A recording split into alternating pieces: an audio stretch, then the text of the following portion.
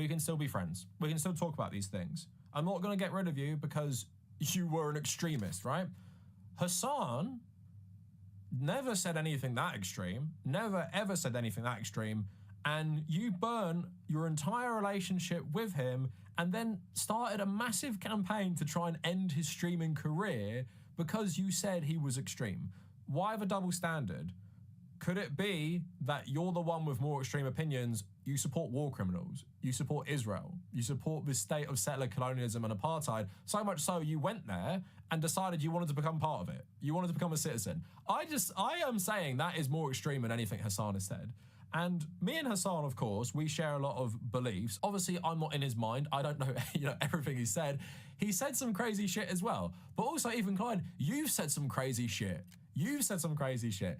What did you say about Aaron Bushnell straight after he died in a private little stream that you thought no one would see? What did you say about Ben Shapiro? I hate Ben Shapiro. What you said was fucking insane. And people would say that's extreme. So we've got you praising war criminals, that thing you said about Ben Shapiro. Then we have you also downplaying an actual fascist coming on your podcast, having loads of fascists on your podcast, like fascist adjacent people like Jordan Peterson, and glazing him.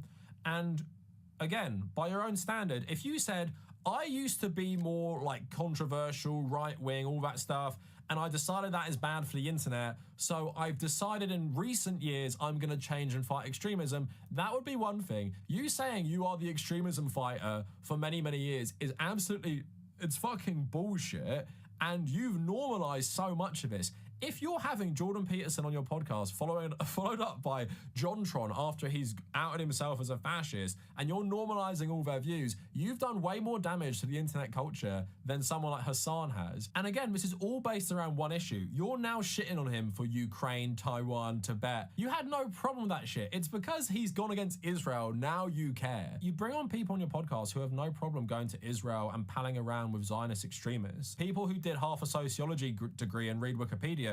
They're the experts because they believe what you say, but Hassan is a left-wing extremist and he's basically like the left-wing version of Donald Trump or something, right? Absolutely insane. And the fact that you think you have any moral high ground on extremism, building your career on edgy humor, building your career on racism against black people, which included saying the N-word loads, building your career on platforming some of the most toxic people on the internet and downplaying how bad they were, building your career on just being like some edgelord comedian who said way more extreme things than most people on the internet, only to turn around and start calling Hassan an extremist because he criticizes Israel, while you're praising some of the architects of what happened in Gaza as moderates. If you think Yoav Galan is a moderating voice and what he said on October 8th wasn't bad, what does that say about your own politics? You're not some sort of moderate, you're not some person who has any high ground on morality in politics. You're basically someone who's had their brain broken and has been spending too much time talking to Destiny fans and Destiny because people are challenging your ideology where, yes, you joined the Israeli state voluntarily because you like what you saw. And now people are calling you out for that. And you can't handle it because deep down I think you know, yeah, Israel as a construct is a bad thing. You're bad for becoming a citizen of Israel by choice, even though you were born in America. And I guess now you decided just to double down because you can't take any criticism. And the only people you'll get in your podcast to talk about this are people who you know will agree with you. So I thought I'd just make this video because I always thought it was hilarious. And this thing caught my eye, especially him thinking he's ever fought extremism. You have done nothing but normalize extreme voices, and you've said more extreme things than most people. You have no moral high ground. Even if Hassan was some crazy radical Maoist, you have no high ground on him at all. So that's it for the video. Let me know what you guys think, and thank you for watching.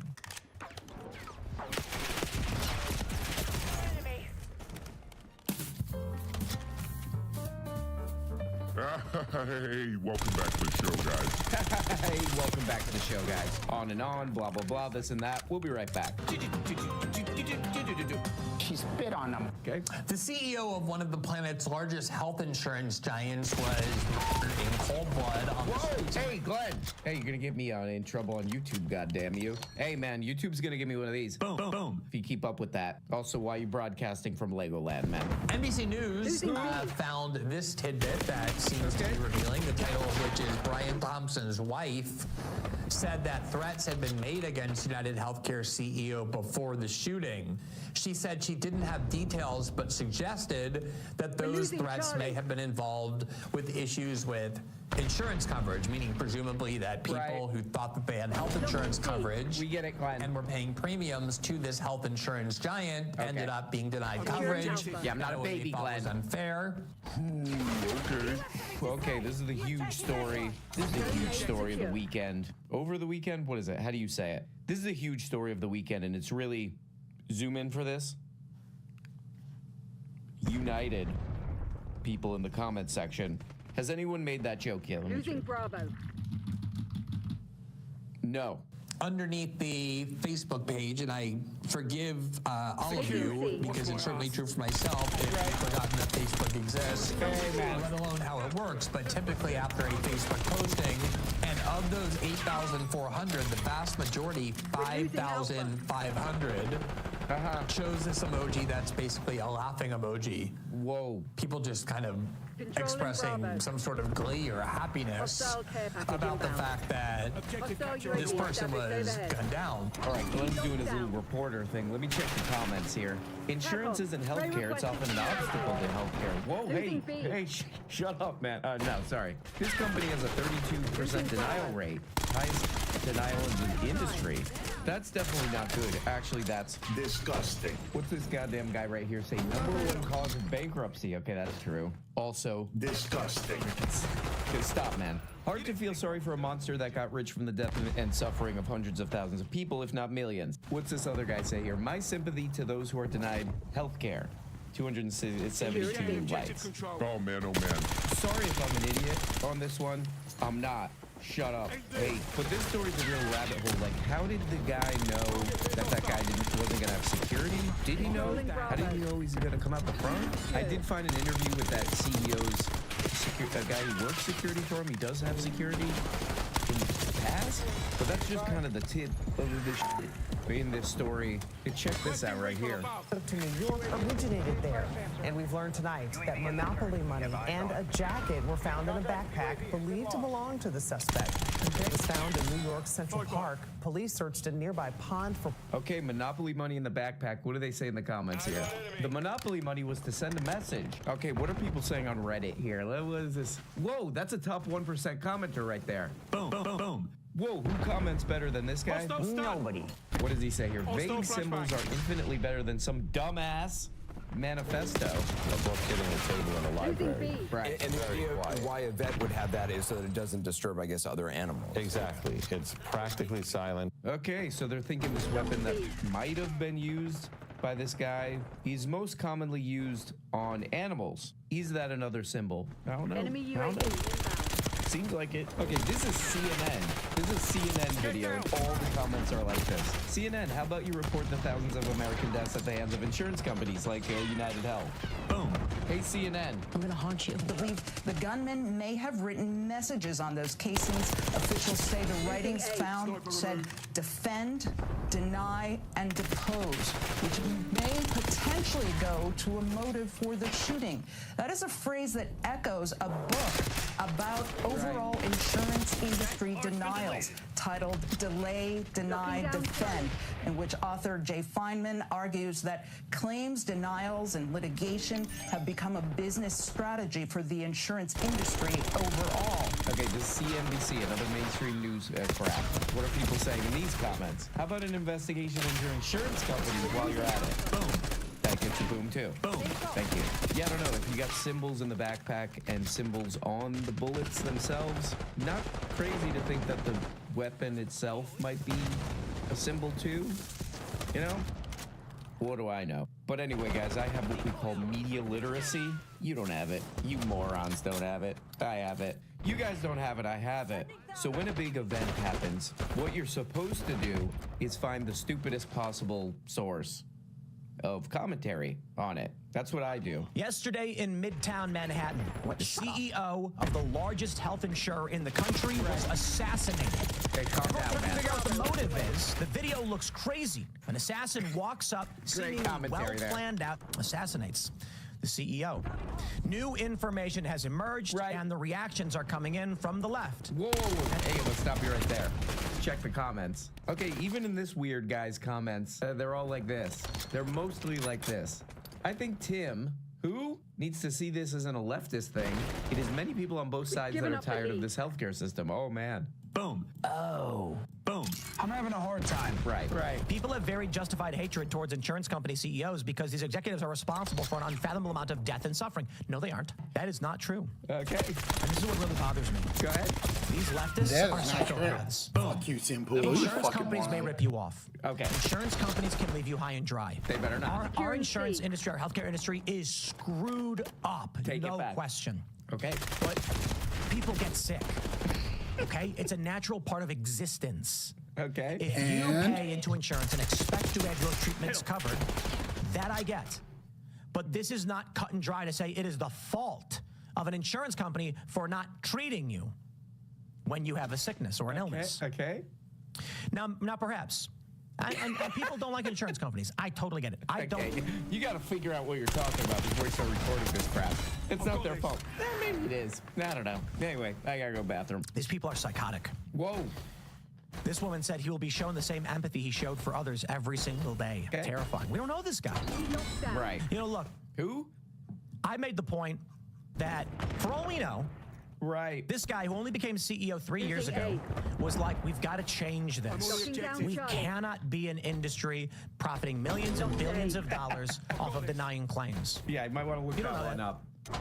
I'm not saying he's a good dude. I honestly have no idea. The point is, that's why we don't tolerate this. I love that part because it's like you would, kind of have to know absolutely nothing. You would have to know nothing, not just about the story, but like how the world works. But I guess the idea is like, oh, maybe this guy's some kind of an activist. He's the CEO of a company. Forget all the other parts of this story. You have a CEO of a company that denies health insurance claims the most. Then you have very easy to find stories like this. It's from Fortune. Slain United Healthcare CEO Brian Thompson's tenure was marked by rocketing profits and accusations of insider trading and coverage denial. So I really like that. It's a very funny idea, This guy who's CEO of a company that exists to maximize profits, and they maximize profits in a very specific way. Maybe he got in there to stop doing that. Maybe he got in there to stop doing the one thing that he was put there to do. You guys ever think of that, morons? You ever think of that? I don't know for sure, but a lot of people have their speculations. Now, you have this book here, Delay, Deny, Defend, Why Insurance Companies Don't Pay Claims and What You Can Do About It. Never heard of it. Look, man, I won't look. I would line this up inherently with the far left, period, no matter what. I don't care if the guy was a... Well, no, you might want to check your comments. Might want to check your comments, buddy. Might have misread this one. Okay, let's check out this guy. Oh, it's Ben Shapiro. Ben Shapiro. Whoa! Oh! He goes like this. He's going like this on his videos. But he gets 40 million views. Oh, not bad, man. That's boring crap, but let's check the comments here. Whoa, top comment. 3.7 thousand likes. Whoa. I'm not buying this left versus right. I'm not buying this left versus right anymore, Ben. I want health care for my family. I just realized your entire business model requires that us normal folk hate each other. Whoa! Surprise! Out of touch rich guy defends other rich guys. Whoa! Okay. Is this one real? This might be real.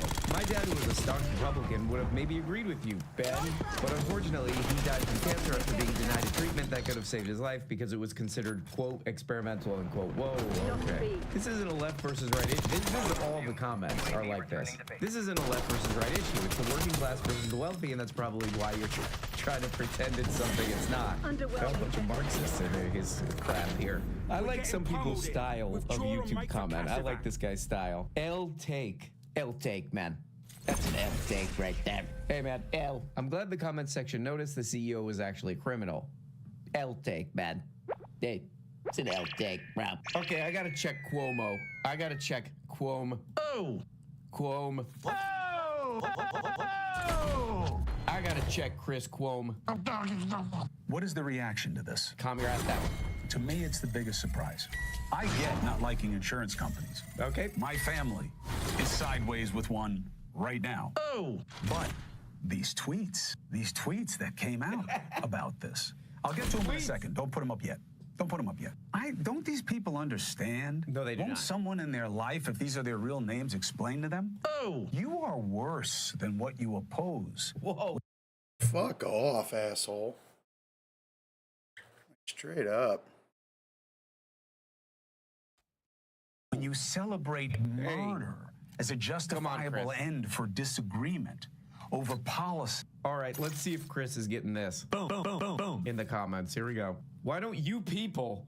Hey! What are you talking about, Italian Americans? You people... Oh! Oh! Why don't you people report on the corruption of the insurance companies? Oh, man, he's getting it, too. Boom. All right, it's looking like they're all like this. My 15-year-old daughter was in full cardiac arrest. Okay, this one's too sad. Sorry, too sad. This is why the dislikes need to be Sorry, visible too again. sad. Whoa! What? I love that the media just assumes that everyday regular American citizens are interested in helping them find this guy. 1.7K likes. LOL, is this a joke? Is this a joke? Report on the crimes of United Healthcare. You are wrong, Chris. And on and... Whoa! This is a very common reply to these kind of videos. Clever ones like this. Sorry, my empathy is out of network. Hey, man. Hey, man, stop being clever. Chris Cuomo here. Okay. Welcome to News Nation. Thank you. I hear you. You keep saying there's too much noise. Never said that. These shows are not talking enough about what really matters. All gotcha, all the time, all ephemeral, all salacious. You're right. It's too much heat, not enough light. You want to go deep? No. Let's get after it. Okay. Hey, calm your ass down, Chris. Hey, Chris, enough. Stop being weird. Okay, so Chris, he uploaded that video a couple days ago, and then people were like, shut up, Chris, or whatever. So he uploaded another video, and I thought he was going to be like, oh, look, hey. Okay, sorry. Hey, you think that's funny? He uploaded another video that kind of seemed like he was like, okay, I hear you. Hey. Whoa. This follow-up video kind of seemed in the beginning like it was going to be like, okay, look, I read the comments. You guys are pissed off. A lot of people very upset with these insurance companies. But then immediately the video just gets like even worse than the first one. I'm not even going to play it. It's too stupid. It's simply too stupid. Okay, let's check all the comments on this one. It's not Chris's fault. He was born out of touch. Whoa! Hey, whoa. Actually, it was the healthcare CEO who was heading into a meeting to celebrate the millions of dollars he and his accomplices gained by, can I say this on YouTube? Thousands of working people by intentionally denying them life-saving surgeries and yada, yada, yada. Keep defending this corrupt CEO, Chris. Whoa, they are all like this. They are literally all like, cannot find one in support of Chris. They are all giving him one of these. Boom. They are all giving him one of these. So yeah, another thing that kept coming up when I was reading about this story is a lawsuit. Let me look at this. This is a lawsuit from about a year ago, a class action lawsuit. I mean, this kept coming up in a whole bunch of stuff that I read about this. This is against United Healthcare, the same healthcare company. Let me read this. This class action arises from the defendant's illegal deployment of artificial intelligence in place of real medical professionals to wrongfully deny elderly patients care owed to them under medical advantage plans by overriding their treating physician's determinations as to medically necessary care based on an AI model that defendants know has a 90% error rate. Oh! And now for comment, Chris Cuomo. Oh! He says, despite the high error rate, defendants continue to systematically deny claims using their flawed AI model because they know that only a tiny minority of policyholders, roughly 0.2%, will appeal denied claims.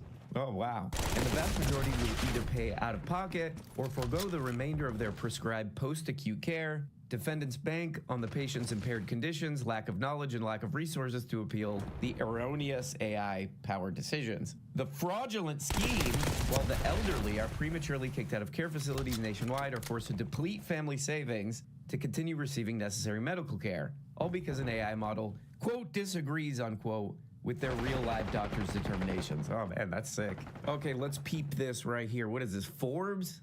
Whoa, 1.79 million subscribers, not bad. 1.79 million pendejos. Check this out. And the most recent available data suggests that United Healthcare, or UHC, is perhaps the country's worst offender. Oh, When it comes to denying claims, multiple reports suggest that UHC, which is the country's largest health insurer and serves some 50 million people, is an industry leader, with a rate nearly double the industry average. Whoa. A recent Senate report slammed the company for denying nursing care to patients recovering from falls and strokes on its Medicare Advantage plans. Disgusting. And it currently faces a... Wait a second, let me ask you a question. Who do these insurance companies actually want to cover when these people get sick? Nobody. Okay, come on. Hey, shut up. Okay, again, this is Forbes, you know, just a mainstream kind of businessy website or whatever. Comments exactly the same. Exact same comment pattern. These companies are evil. These companies are toilets. That's like all the comments. Okay, anyway, here's another crazy part from this Forbes video. And not great views. Not bad. Thompson's wife, Paulette, good name, told NBC News last Wednesday that she was aware he had received some threats. She said, quote, "Basically, I don't know. A lack of coverage? I don't know the details. I just know that he said that there were some people that had been threatening him." Okay. I mean, damn it, we've lost the lead. I mean, I saw a bunch of interviews with like former healthcare executives and all this stuff where they said similar stuff. They're like, yeah, people are saying this all the time. People are threatening us all the time. It's like nonstop. Okay. I mean, good Lord. Good Lord, is that some ending of The Sopranos Don't Stop Believing ass shit? I mean, that's crazy. If you're telling your wife, yeah, I'm getting threats, that's probably the tip of the iceberg, too. What you're telling your wife. I'm getting threats. I'm doing this thing that now we know, you know, it's in every comment section of every video that people hate these companies. People despise these companies. I'm getting threats all the time. It does not seem like a great way to live. You're a multi-millionaire. You're CEO of one of the biggest companies in the world. Constantly looking over my shoulder. It's affecting my family now. I'm getting threats all the time. It does not seem like a great way to live, even if you're a multi-millionaire. You know what I mean? And now for comment on that, Chris Cuomo again. I'm having a hard time. Okay. Yeah, great, Chris. Thank you for that. Our premier Italian-American newsman, Chris Cuomo. I'm having a hard time. Yeah, we got it. We get it. Can I ask you about the monopoly money? Because a lot of us are scratching our heads. Do you, with your experience, do you think he's taunting police and investigators? Do you think he purposely left that with some kind of message he was hoping to get across? Absolutely. Like I just said, I believe he thinks this is a game and he's ahead in the game. Okay, same exact kind of comments in this video. News Nation, what the hell is that? News Nation, who knows what that is? Nobody. What the hell does this guy say? The irony is insurance companies are the ones who play games with the lives of their customers. 1.3 thousand likes. I'm not even watching these absurd interviews anymore, just here for the comments. Whoa. Okay, you know what? Before we get the hell out of here, what is this? Oh, this is Fox News. Okay, we gotta see a different reaction from Fox News here. Someone may have paid him, but I think about the stock deal, and I think the trouble that the company got into, you never know when people are hurt. And this company hurt a lot of doctors, couldn't get their money. There are a lot of patients that had to wait a long, long time to get their bills paid. So it may be somebody out of control whose grandmother died because they couldn't get the right doctor, they couldn't get the right help. All right, let's check the comments on this one. This is Fox News, for God's sake. How many lives did that $8 billion cost? Insurance is a scam. Whoa, Fox News, we got a bunch of Bernard Saunders communists up in here. It's demented? Okay, wow, so even on Fox News, they're doing some of this. Even on Fox News, they're doing a little bit of this. They make me vomit. There's one more interesting side to this story. Roll the clip. Who did I just ask to roll the clip? Nobody. Tonight, we're learning more about some of the steps companies take to protect their leaders. Okay. Hannah Cotter joins us now live. And Hannah, you spoke with the owner of a local security company today.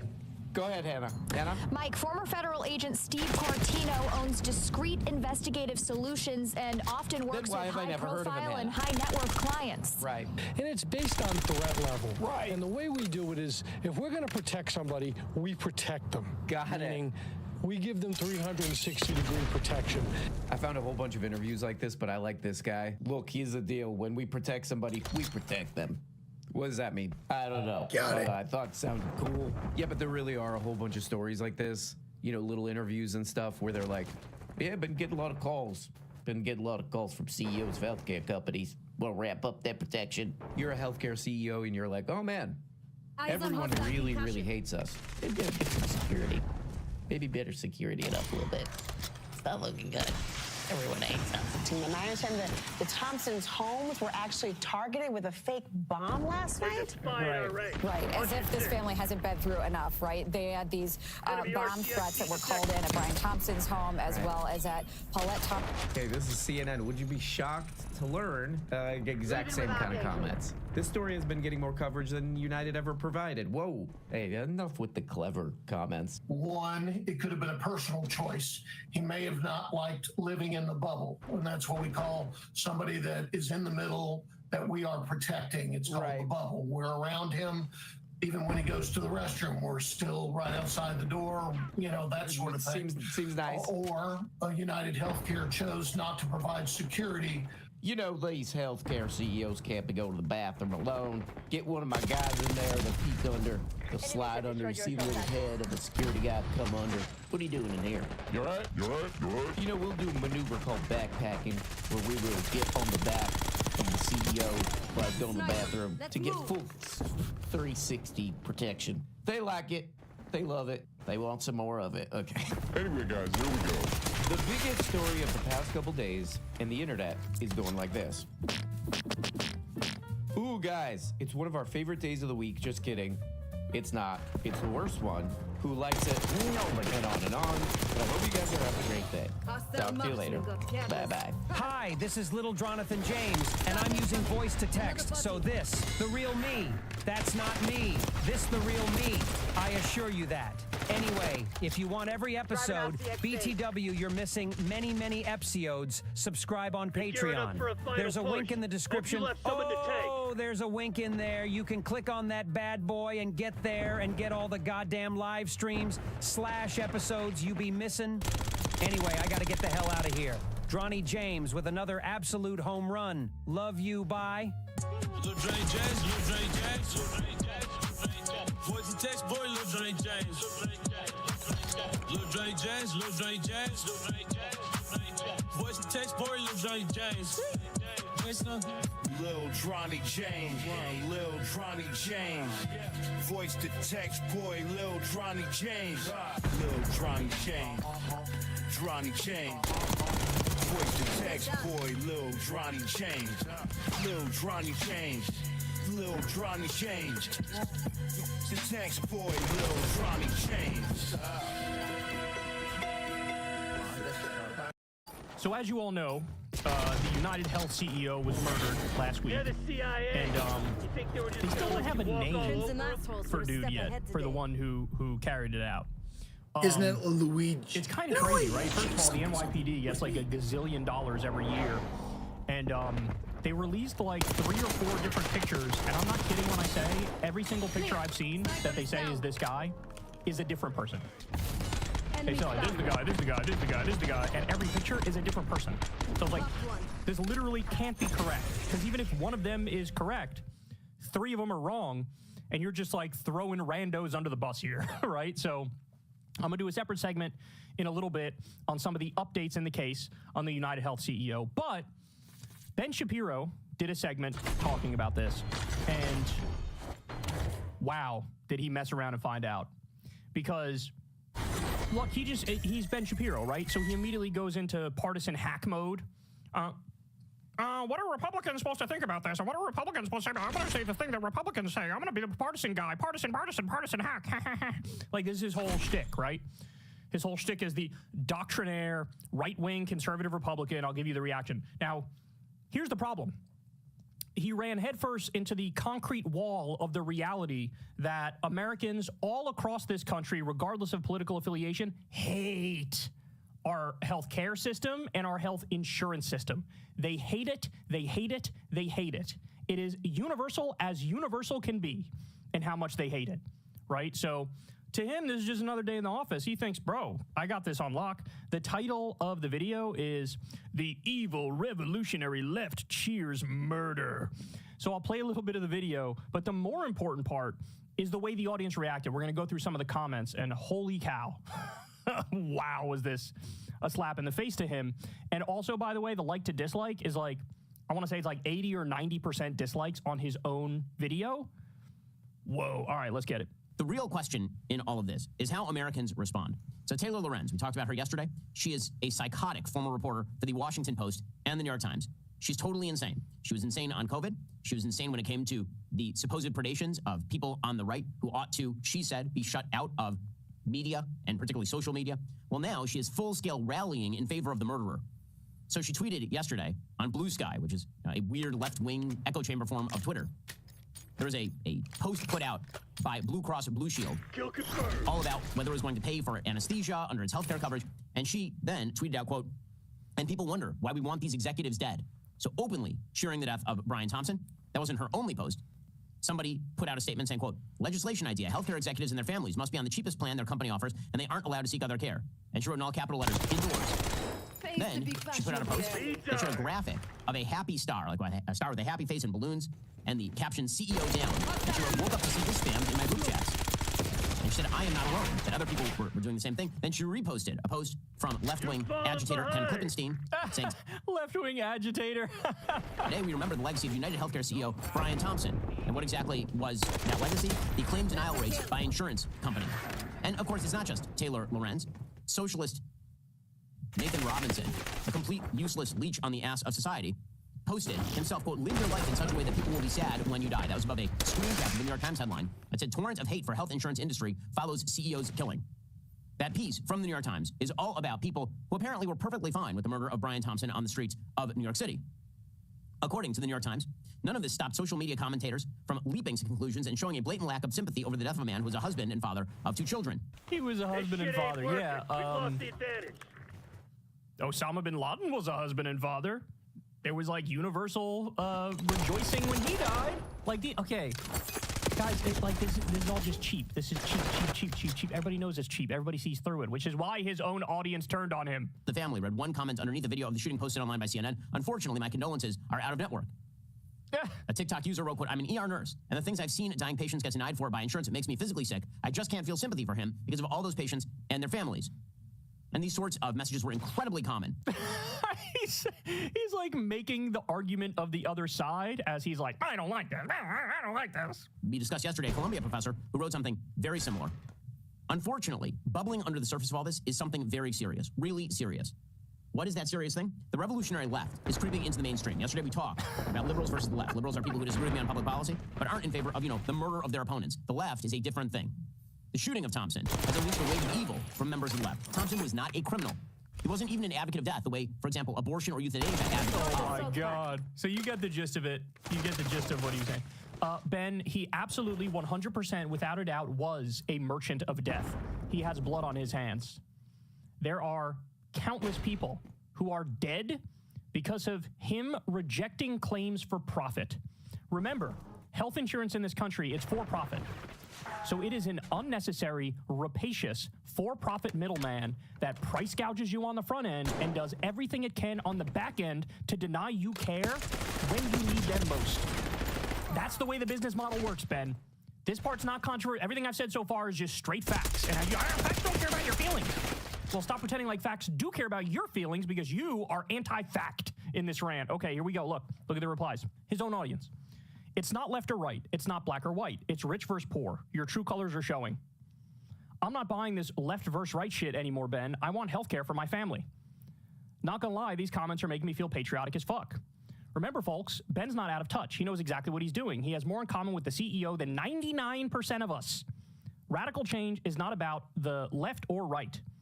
Just because the left likes something doesn't mean you have to instinctively hate it. Wake up and read the room, bro. My God, conservatives, liberals, and lefties are hugging it out in the comments. My God, this is beautiful. Take, I'm glad the comment section noticed. The CEO was actually a criminal. That's correct. That's correct. I say this as a conservative. Ben Shapiro needs you to hate anything considered left-wing. It's his entire business model because he's a grifter. He will make a partisan issue out of absolutely anything if it can justify him putting another video out to continue stoking your rage. This isn't a left versus right issue. It's the working class versus the wealthy, and that's probably why you're trying to pretend it's something it's not. Hate to break it to you, buddy, but it's not just the left who's sick of this. Seeing rich people be so out of touch on this topic and be so clearly afraid of potential class consciousness truly fills me with hope. Wow.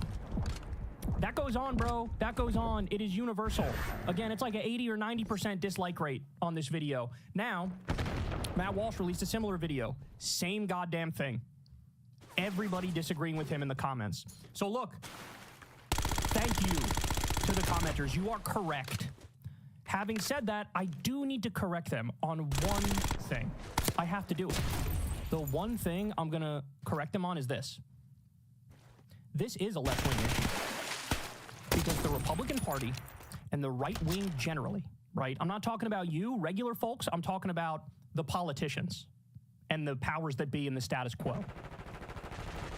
The right's plan for healthcare is literally do nothing, right? And sometimes they go a step further and they say, get rid of the best parts of Obamacare, like protecting your pre-existing conditions so you can't get denied because you had something wrong with you in the past, right? So the right-wing proposal is, and I'm not kidding about this, give these mafia criminal health insurance companies more power and more control over your life. That is literally the Republican answer. I don't want you to take my word for it. If you're a conservative and you're listening to this, I don't want you to take my word for it. Go read Trump's healthcare plan they released in 2017. It's called the American Healthcare Act. It was called Trump Care for short. I believe the exact number is, the Kaiser Family Foundation did a poll. It had 8% support in the country. Why? Because one of the provisions got rid of the protections for pre-existing conditions. It made it so that the states would have to opt into it, and of course every Republican state would opt out of it, and it would screw people over, right? They also had this goofy idea of remove the lines around the state so you can buy insurance across state lines. That would not in any way, shape, or form improve the quality, lower the price. It's just a scam to make it so that all the health insurance companies would set up in a state where they get to pay the lowest amount of taxes. So it's just another trick to give more money and more power and more direct control of your life over to the health insurance companies. So I love you, commenters. You're right in everything you're saying. Your anger is righteous and just, and I agree with you. Having said that, if you are against this health insurance CEO, if you're against the mafia criminal health insurance system in this country, you are a left-winger on this issue. You just are. Now, maybe you're not on other issues. Maybe you disagree on abortion or you disagree on guns or whatever. That's fine. But on this issue, you are left-wing. You just are. Now, why is Ben Shapiro such a slimy little partisan hack weasel? His whole thing is, facts don't care about your feelings. I'm the facts man. I'm the facts man. If you're the facts man, why don't you investigate why the reaction to this healthcare CEO being killed was so colossally universal that it surprised even me? Don't you have any intellectual curiosity? It's truly not just the revolutionary left that's reacting like that, right? The answer is simple. Everybody has a horror story. Everybody knows somebody else who has a horror story. Medical bills are the #1 cause of bankruptcy in this country. People get claims denied, and then they have family members die. This is why. You can't hide that reality from people. You can't hide the reality of the material conditions from people. So, Mr. Facts don't care about your feelings. Let me tell you some facts that he buried. Here's one. In the U.S., we could have saved 338,000 lives from COVID if we just had universal health care.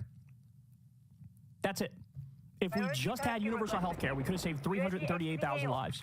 Because there were a lot of people who had COVID, who probably needed to go to the hospital, but they're like, you know what? I can't go to the hospital, I don't have insurance, I can't afford the bill. And so they stayed home, and they died. 338,000 lives could have been saved if we had Medicare for all in this country when COVID hit. Nobody talks about that. Nobody talks about that. I don't know, it kind of seems like a big deal that we would save nearly 500,000 lives during the pandemic. And again, nobody discusses this. All right, I got more for you. Ready? Medicare for all would save $450 billion annually while preventing 68,000 deaths every year. New study finds. We have 68,000 deaths in this country because a lot of people don't have basic health insurance and they don't have access to basic health care. 68,000 deaths every single year. Those lives could be saved if we had Medicare for all. Because the way you prioritize who to give health care to in single-payer countries is by need. Whoever needs it gets it, right? If you have an elective procedure, you might have to wait a little bit, but that's okay. It's elective. It's not a big deal. But if you need the help, you get it. In this country, we do what's called a wallet biopsy. The more money you make, the quicker you are to get your care. And even if you need the care, but you don't have the money, you don't have the insurance, you're not getting the care. Or you're going to have to wait for that. Their systems are just better. They are just better. Now, you might say, well, hold on. Why would single payers save so much money? I don't understand why it would save so much money. Guys, you get rid of the unnecessary, rapacious, for-profit middleman. The other thing is, you drastically reduce what's called the administrative costs. So under Medicare that we have already, so Medicare is free healthcare for old people funded by tax dollars, there's only about 2% overhead for administrative costs. 2%. In the private for-profit health insurance industry, it's like 18%. Why should you have to get price gouged so that a third executive can get a second yacht and a Maserati and a third vacation home? Why the fuck would that? Why would you want that? Why would you want that? These people are criminals. These people are robbing you. This system is disgusting. 68,000 lives would be saved with Medicare for All every year. $450 billion saved every year as well. Get rid of the mafia middleman price gouging you for no reason and blowing a shitload of money on unnecessary administrative costs. I'm not done. Look at this. This is U.S. per capita healthcare spending, and it's over twice the average of other developed countries. So on average, per capita healthcare spending in developed countries is about $6,400. Here we spend $12,500. And guess what? Our life expectancy is lower, and our health outcomes are worse. The system's a joke. The system is literally criminal. If I was telling you to start from scratch and create a society, what are the things you'd put on the list of, like, look, this should be funded, this should be the commons, this should be funded by taxpayers, and everybody should have a right to the following? What would you put on the top of that list? One of the top things would obviously be healthcare, right? You have a single payer, a single insurer. Your tax money goes to the government, then your money goes to give everybody health care, right? It's a duh perspective. But in this country, corporations, billionaires, big money interests bought the government and rigged it in their favor. And so that's why you have these super powerful health insurance companies. They get to make your life a living hell on a daily basis, price gouge you and deny you care, and then also somehow get treated like they're not criminals, like they're serious people. I said this the other day, but crime in this country is illegal if you wear a suit and tie. And it looks like everybody's onto that fact. It looks like everybody understands, hey, fraud is a business model on Wall Street. Hey, how many tens of thousands or hundreds of thousands or millions of people got foreclosed on because of banker criminals who just wanted to make a buck and they were playing hot potato with these assets? Seems like people are onto it. Wall Street is not your friend. The billionaires are not your friend. The big banks are not your friend. The health insurance companies are definitely not your friend. The private prison industry, definitely not your friend. Right? There are some industries in this country that simply should not exist.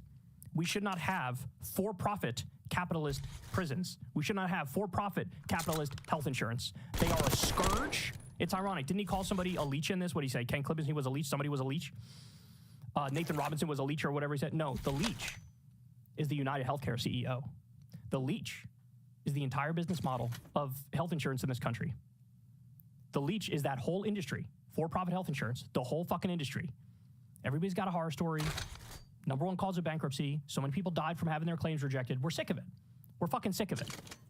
So what I want to say to all the Ben Shapiro fans who are reacting correctly in that comment section, welcome. Welcome. You might not be left-wing on other issues. Fair enough, right? We can have that conversation. We can have that debate. We can have that disagreement. But don't let anybody fool you. On this one issue, not only are you a lefty, you're a socialist. On the issue of healthcare and health insurance, you're a socialist. You are. Now, take that mentally, make peace with it, do whatever you want with it, but I'm just telling you the reality.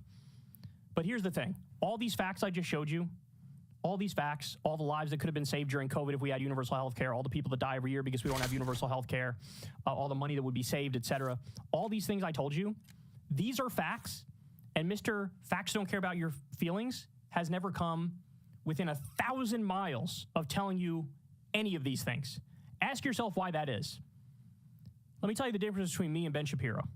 The difference is this show that I'm on is funded by you. It's funded by Patreon, $5 a month. It's funded by tips with the thanks button on YouTube. It's funded by the default ads on YouTube.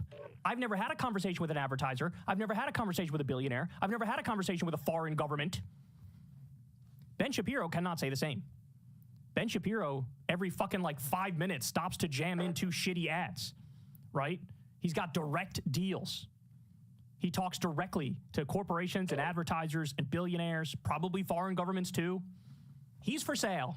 I'm not for sale. I'm going to tell you the truth. I'm going to tell you who's really screwing you. Ben Shapiro is nothing but 24/7.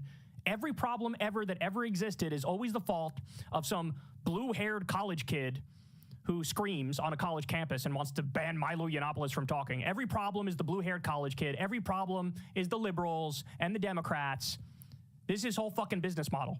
And he is the classic example of divide and conquer to help the ruling class. Divide and conquer to help the ruling class and screw over the working class. Culture war, get you fighting over that while Ben Shapiro and all of his buddies run out the back door with all the fucking money in this oligarchy. Only one of us wants you to have health care. Only one of us wants you to have a social security check. And yes, I'm talking about everybody, not just social security for the wealthy. I want social security for all. Eliminate the enemy. Only one of us wants to get the corruption out of the system and have a government that actually represents the people. Only one of us wants that. Only one of us wants you to have higher wages. I'm in favor of a higher minimum wage. I'm in favor for unionization for everybody. So their wages go up, their benefits go up, they get more vacation time. Only one of us wants that. He doesn't want that. He doesn't want that. So perhaps you've outgrown slimy, little, weaselly propaganda boy Ben Shapiro. And if that's the case, I welcome you here with open arms. Hey y'all, do me a favor and like and subscribe. That helps out big time in the algorithm. Click the bell as well for notifications when videos drop. And watch that video on screen right now. I know you want to. You're falling behind, Crimson.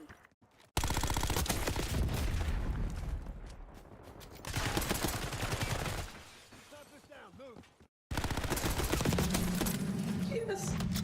And facial scarring? Yes. And your 7-year-old daughter Vivian suffered a broken tailbone, didn't she? She did. Your son Grayson, he was 8 on November 21st, 2021. Is that correct? That is correct. Overruled. He was walking with the Extreme Dance Group, handing out candy. Is that right? He was. Hostiles reclaimed the lead. He went to the hospital after the parade, didn't he? We're winning. Keep it that way. He suffered a compound fracture in his femur. Is that correct? An open compound fracture. Taking the lead. Stay on target. Overruled. The witness may answer based upon personal knowledge. Yes. A police officer Taking the lead. saved Grayson's life by placing a tourniquet on that open leg wound. Is that correct? Yes. I don't have any other questions. We're winning. Keep it that way. No redirect. So, from the perspective of the defense, Kathleen Urell's testimony was, let's just say, less than helpful. And by the time he got around to calling his last witness, Daryl Brooks was just about at the end of his tether. Is that correct? Yes. Do you recall if you told the FBI agents? It's been a year. I believe so, but it's been a year. When you say it's been a year, I'm assuming that means that there's some details you don't quite recall all the way. That'd be fair to say? Yes. So it'd be fair to say that if there's details you don't recall, how can you recall how to travel as you did and so on? Can you rephrase the question? I'm not understanding. I think it was clear. You just acknowledged that there may be some details that you don't quite recall. So would it be fair to say that you don't quite recall having traveled in the vehicle? No, that is not correct. So you recall all the details of what you observed that evening, November 21st, 2021? No. So what other details details do you not recall? You're under. How does someone recall the details that they don't recall? Yeah, that's what I wonder. Sustain this to the form of the question. Seems very funny. Seems almost as if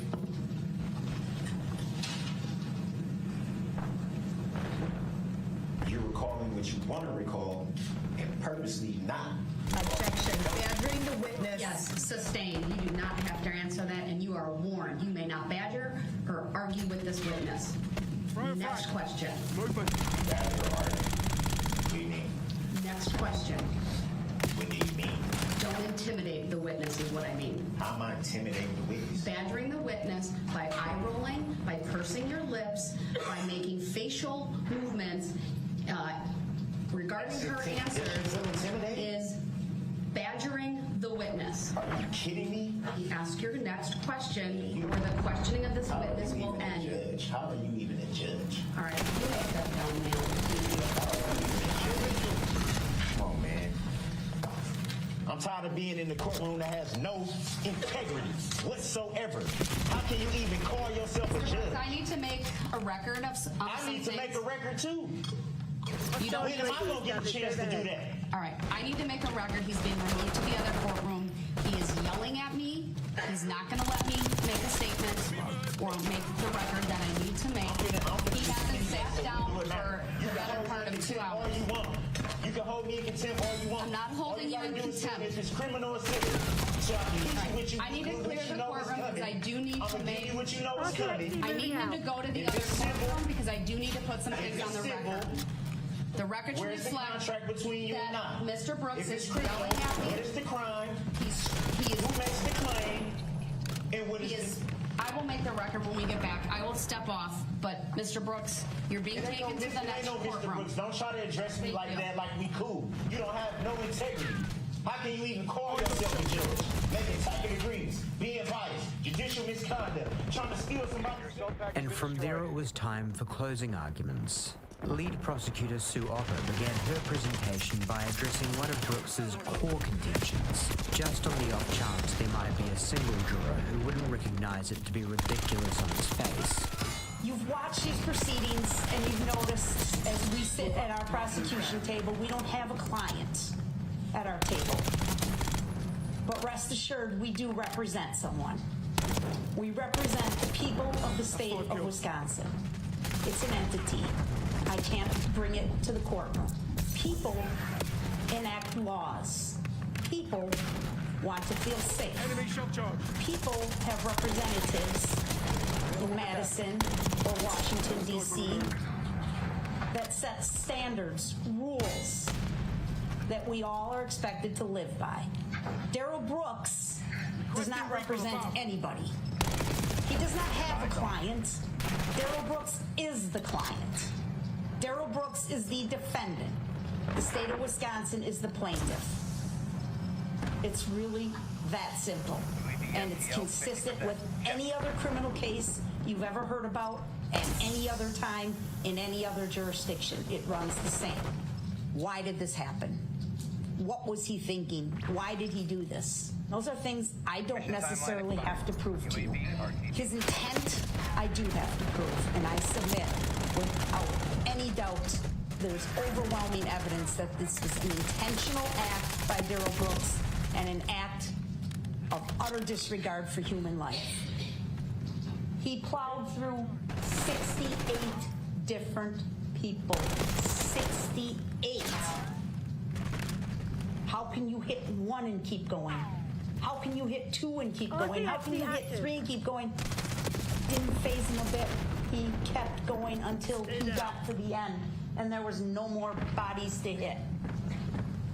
Nicole White, our first victim, walking with Remax, a hot air balloon.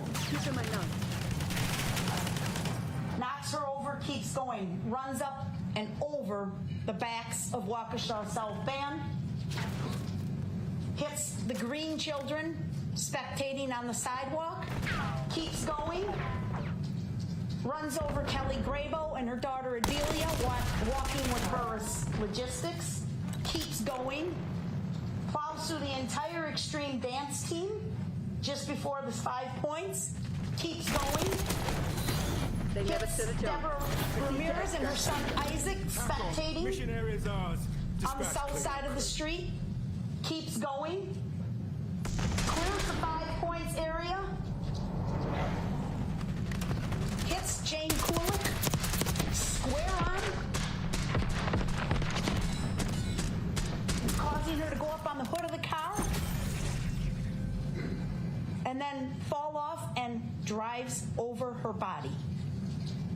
He doesn't stop. He keeps going.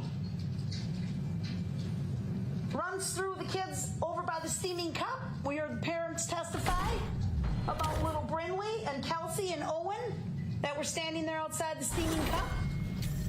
They were struck by the red SUV driven by Darrell Brooks. Keeps going. Plows through the grannies in that zigzag fashion, striking most of them, injuring them, killing them. Keeps going. Gets down here to the end and goes through the Catholic community. Tell me this does not prove intent. Please play. Keep watching the left side of your screen.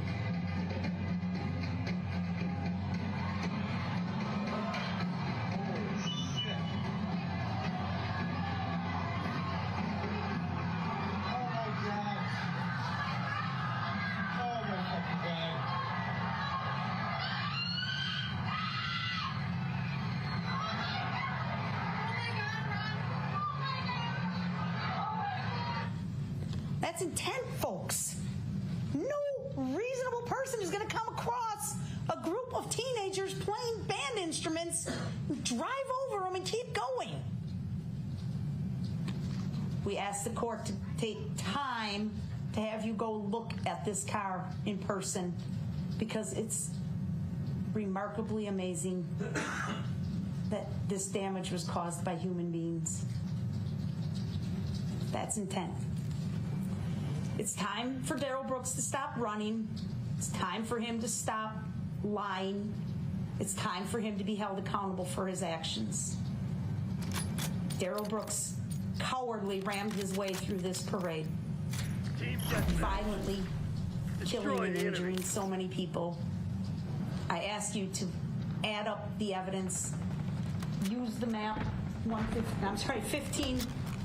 You can check off the names. We've covered them all. Walk down that street like we did with you. Return guilty verdicts on all counts. Please.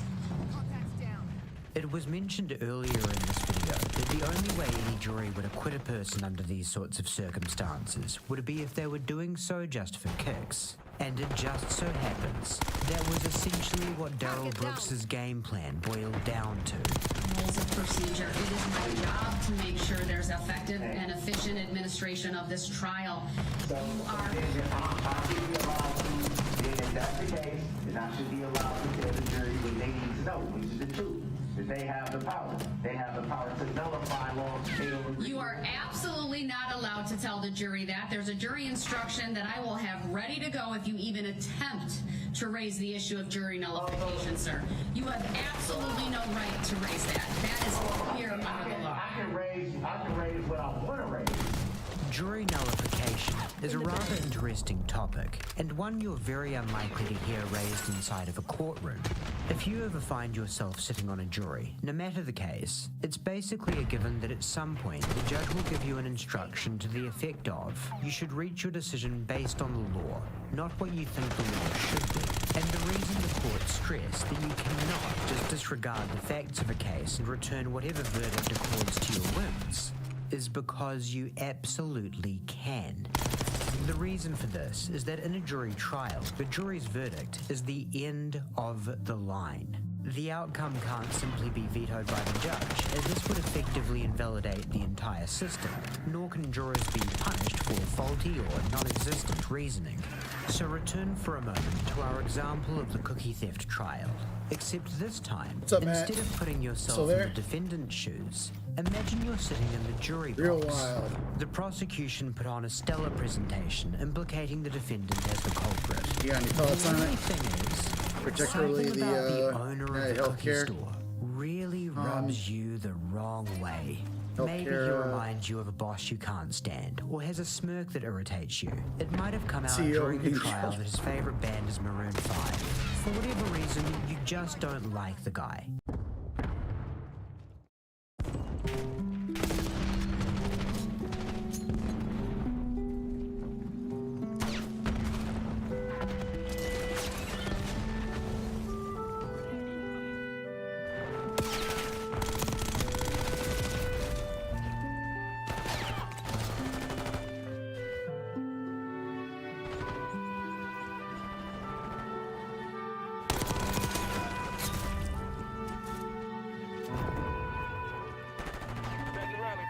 I'm running for New York City Mayor in 2025.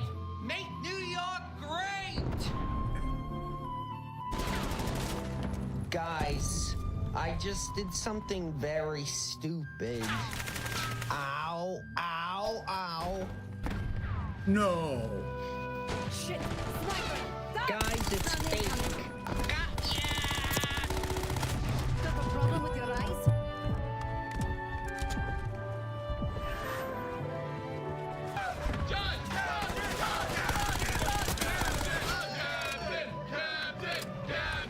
Mr. Bass live on YouTube. We're live now. Hey man, if you're still watching, are you still playing X Defiant? Am I really stupid for thinking that Josh could actually get a semi-respectable percentage of the vote for mayor? Am I really dumb for that? I don't know how the mayoral system works in New York City. I don't know if he has to run in some party's primary or if he can run as an independent. But like, you're telling me that he couldn't get like a 3% turnout if he was running in the general election for mayor? I don't know, man. Like, just for the memes?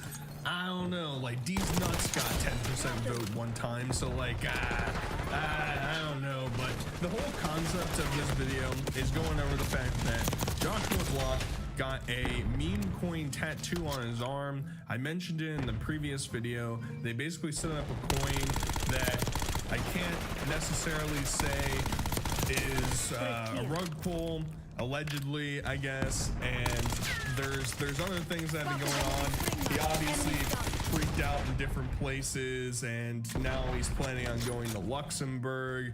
He tried to fool everybody by putting Sharpie on his head that people would think he got a forehead tattoo. Oh man, Commenting on that. I would love to see. Do they do debates at the primary? I keep going back at this, but can you imagine Josh showing up on stage, drunk, disheveled, just screaming? All you have to say is, what does RAT spell? And then he just goes absolutely ballistic. It would be great. So we're gonna start off with some of the tattoo stuff, and then we're gonna move on to some of the outside public interaction things, and then we'll close it out with some ancillary random clip things that I want to include. Yeah! Block coin, block coin, block coin! Some rock star shit going on in here. What is happening? Okay, everyone, thank you so much. Thank you so much. Are you guys New York City, man. I need to move to New York City. I live in Chicago, and Chicago is probably the greatest city on the planet. New York's just got a bigger skis bag out It's there got than that. Mr. Beast at this point. It's I got mean, that. honestly. Hey, fuck and you. you know, Hey, a coke oh. that somebody might say is, It's got the I he's don't just give a being shit. responsible. Actually, he's just being responsible. Yeah, Which I love. Yeah, the guy with the track record like him. Yeah, I'm sure he's just being With long-term grace. responsible. He definitely doesn't have any nefarious situations built in mind. But this is kind of funny. So they like go to this tattoo parlor. Josh is just chilling in the back, not interacting with anybody, and this huge group of people appears. Now, Josh later ends up doing a tour, like one of his tours. I'm not sure if this group was told to meet here for the tour or something like that, because they're just all like clogging up this tattoo parlor. At this point, if I'm a business owner or even a worker, how does this not turn into, yeah, I'm gonna turn you away. First off, it's already kind of morally questionable to be tattooing an alcoholic autistic man sitting here playing TikToks at full blast. It's Stalin over here. But now we have an entire circus going on in here. I'm good. I'll let you go. Bye-bye. Now, obviously, as we saw in the introductory clip, he does some acting, thinks he's really fooling everybody by getting a forehead tattoo. So let's see what his thoughts are about that. Oh my god. I hate today. Look what I just freaking did to myself. How can I live with myself now?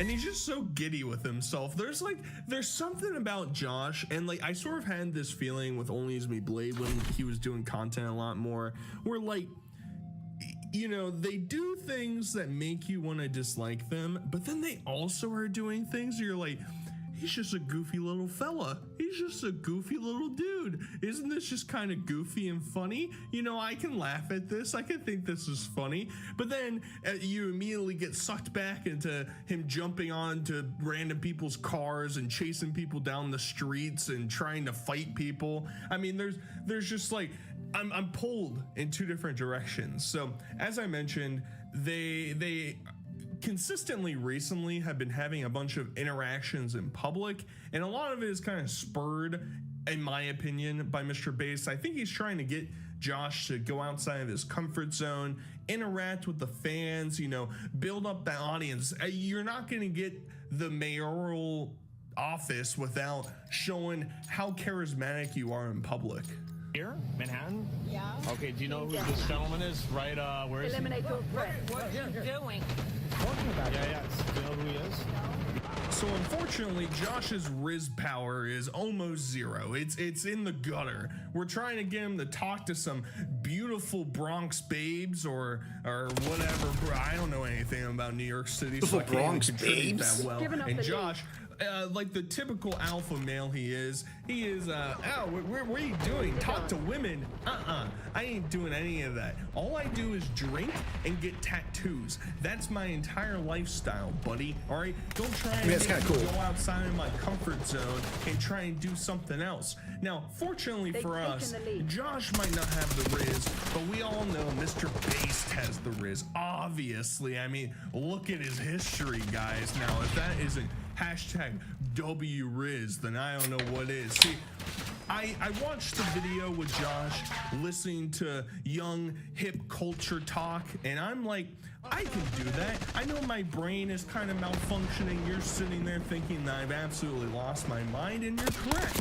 Now, fortunately for us, we got Mr. Bass interacting with a beautiful lady who's dressed up as, I don't know, some sort of Marvel person, I would guess, the Silver Lady. And Josh proceeds to want to go fight people.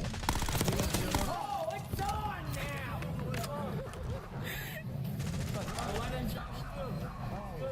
Why'd you get mad?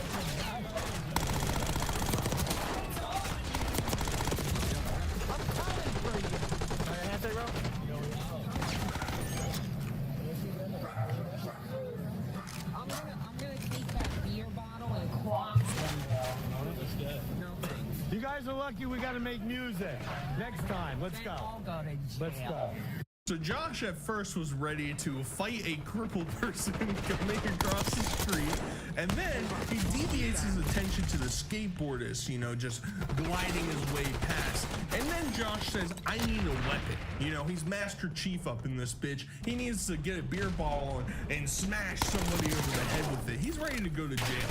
And honestly, that might help his mayoral campaign. I'll be in 100, you know, there's like New York Tough or whatever you want to call it. The autistic guy bashing people with empty beer bottles. I think that'll win over a decent portion of the populace. Now, he mentioned the studio. We'll get to that towards the end of the video. But first, we have to see how Josh interacts with random people in the bars. Now, he goes to this like hole-in-the-wall bar that would be kind of up my alley. I'm more of a hole-in-the-wall bar type of guy. You know, if there's like less than 20 seats in the bar, I'm probably in one of them.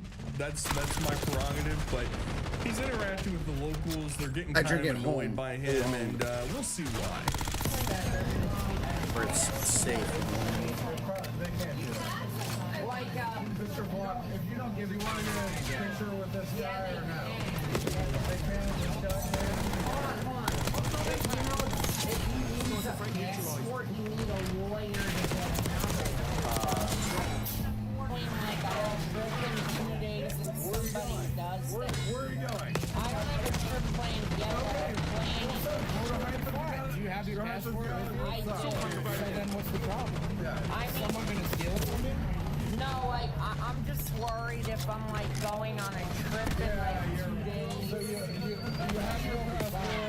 You know, it's just it's at my hotel right now.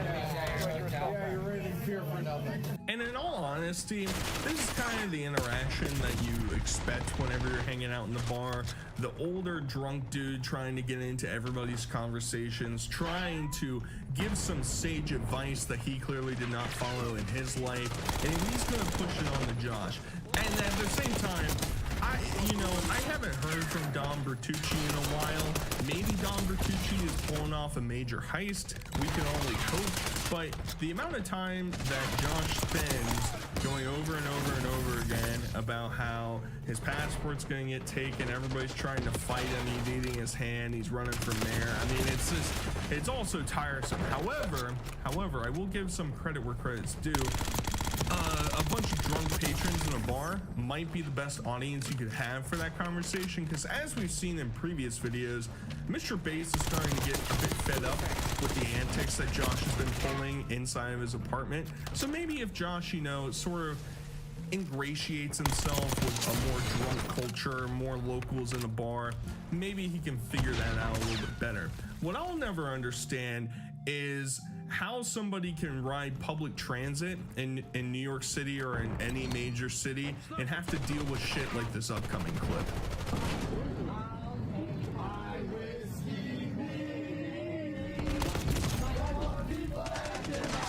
Outplayed Crimson One. Step it up.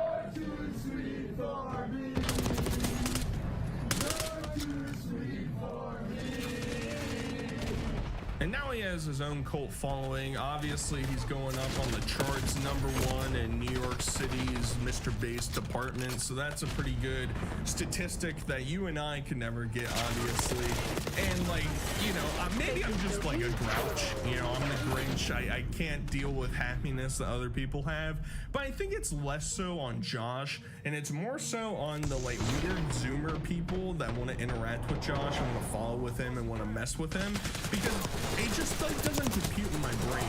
And I understand, and I've said it every time I've ever brought up this point, that it's kind of hypocritical because I'm sitting here talking about him, right? How is that any better? Well, I'm not going out of my way to try and find him on the street, unlike these next people. And it's just like, man, why don't you go become that drunk alcoholic dude in the bar? That might be a more fruitful adventure than trying to find an actual drunk alcoholic on the street just to say, put the fries in the bag. Yo, Josh! The fries in the bag. Yo, Josh! Put the fries in the bag! Put them in the bag!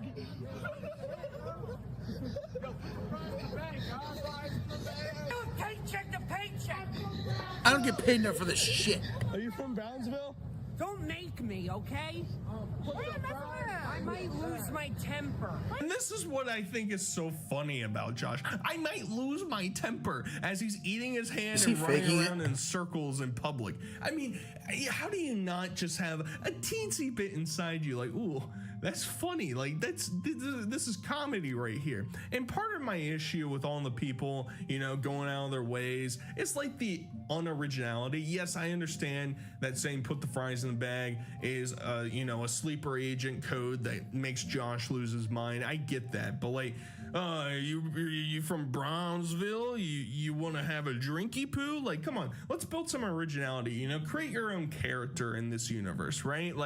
have some sort of introduction, you know, maybe become the Joker to the Josh Block Batman story. I don't know, like maybe that's more for the impersonators, the liquid Joshes that have existed. So I don't really know, but it's just you know, the little girl giggling, the hoo-has, and you know, it doesn't jive with me. Maybe I'm just like the biggest boomer old person in the entire universe, and everybody's writing angry comments down below about how I just don't understand young people culture, even though I fall right into that age demographic. But regardless, and as I mentioned before, Josh was going to do some music, do some extra beats, baby. Matt, and I don't see, really where know are where you, all this man? money's coming from. I was actually thinking about it recently. They're like producing So like here- 10 songs, and it's like, where, you know, producers aren't cheap to my understanding. You send me messages, reserving and, studio like, time isn't cheap I miss either. them. I don't And, know you know, how trying to timely I fix see them. Josh's lyrics and don't know how timely I see them. Never get messages. I appreciate it. Ooh, Matt C. Talking to you. Wherever you are. From where I am, telling you. Peace and love. The shit. audio, that's difficult. So he has some issues because I'm pretty sure that they've been banned from the other dude that they've been producing with for a long time, so they have to go find somebody new. You didn't clean up your own mess. Adam's cleaning it for you. Would you apologize and thank him? Adam, he vomits all the time, and I always have to clean it. It's when you hang out with rock stars, it's how it is. I probably have to pin that thing in the shot. Glasses. Or you guys did for? Oh no, it's pinned. I took my sweater off, and now they're gone. Great. Where did, oh, they're on my face. I thought they came off. It's just like, I'm a broken record at this point, but this is funny, all right? Well, where's my glasses? Even though his vision has not changed. Maybe it's all an aesthetic. Have we ever thought about that? Has anybody, tried to do the finger game with Josh taking off his glasses? I don't know. Like, maybe it's all just a flex, It's just trying to look Gucci, and then, he can't go to the Gucci store anymore or whatever. And I don't know. It's funny. At the same time, Mr. Bass just dismissing Josh's behavior of, yeah, this is just rock star shit, baby. Throwing up inside your very nice studio, being a nuisance. Yeah, I bet when you spend all that time learning your trade and, networking with people so you could build a successful business and, renting out a really nice studio space, I'm sure you're happy that you have to come here and spend your time with this drunk, autistic man throwing up and spilling food and alcohol all over your studio, not cleaning it up, and then leaving. I'm sure that you're very excited that this is what you have to do every day in order to be successful. Now, deviating, and one of the last points I want to make is Mr. Bass is starting to float out this idea. Get down, Craig. 10 techs incoming.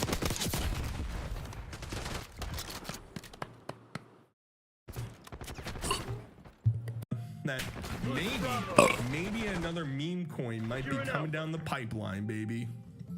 You know how we have Blockcoin? Yeah. Do you want us to launch $sign Josh, like a Josh coin next month, and you have like Josh and Block? Yeah. And then you get another tattoo somewhere with Josh coin once before. You'd like to have 2 crypto coins? Okay. Alright, so but I want to ask the community if that's allowed. Community, could we launch a second coin for Josh in about 2 weeks or so? Don't let them get called $sign Josh. We have $sign Block.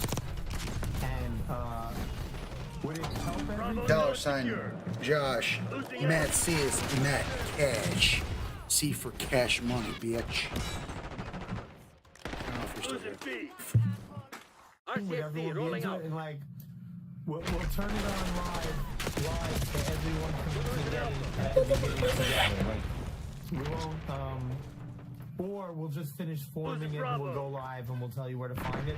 Because like, we didn't really know what we were doing on the first one, but so many people that have like really good resumes in crypto want to partner with us on the next one. Or help us, do the Telegram groups and supporting it. So I'll just interject here, and obviously I'm not a crypto expert. I'm never going to make a crypto coin for all you guys out there. Congrats. And obviously I made it clear, if you get scammed by some influencer online doing a meme coin, you deserve to lose that money. Sorry, I don't make the rules out here. However, I think it's funny that Mr. Based is, we're collaborating with the right people in crypto now, the good people we're working with. Who the hell are those people? In like the entire blockchain or crypto universe or whatever the hell, you know, crypto land, whatever you want to say, there's what, 5 coins that are maybe worthwhile that, you know, might actually be some sort of speculative investment. The rest is just all garbage. Like, people are producing coins every second non-stop to try and make a quick buck. And I also love the little, well, you know, this next one, we'll probably do it where all of us get in at the ground level, or we'll develop it on our own and then let you know when it's ready. Well, what do you think? What do you think they're gonna choose? You think it's gonna be an even playing field for everybody? Let's all get on board here. Or are we gonna set the system beforehand, take all the, you know, however many coins are built into it, and then sell them off to make a massive profit? Let me know what you guys think he's gonna choose. You know, what avenue is Mr. Base gonna go down? Because I am truly interested in that.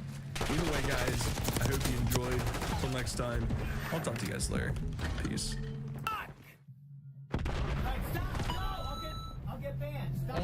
Be able to leave. The scary thought is that even if you get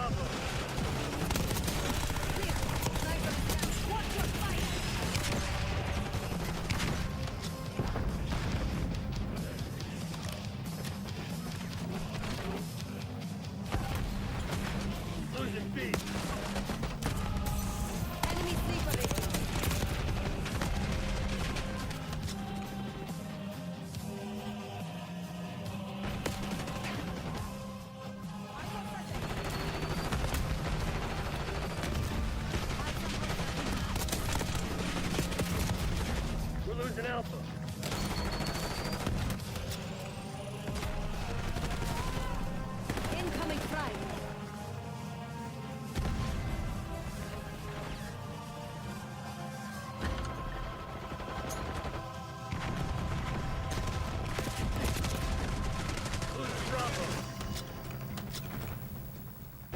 Gone are the days of American exporting excellence. No more are foreigners donning blue jeans and Coca-Cola. Instead, countries all across the globe are being infected by a new form of American imperialism, that being IRL streaming. Johnny Somali is probably the most infamous IRL streamer out there. The main reason being his recent arrests in multiple countries, most recently South Korea. Johnny is a vape store owner turned foreign parasite. He reads like a man who has bought one too many Wes Watson alpha male courses. You go to school for 4 years, you go work for 4 years, you end up in a cubicle with a suit on and a tie, getting the same salary as everybody else. Where's the mobility in life? I would rather take a risk and live a different life, you know what I mean? Live in different countries, meet new people. And that's why I kind of aspire to start my own business. And that's what I did. I ran a vape company for a while. I still run it now. And that kind of gives me the freedom and the income to pursue my passion, which has also always been content creation, but I've never had the time to do it because it's either I was working or it's either I was in school or it was either, you know what I mean? Like most other middling streamers, including several I have covered, Johnny struggled with garnering viewership and opted to take the path of least resistance, annoying foreigners for money. I really would appreciate you guys even $1.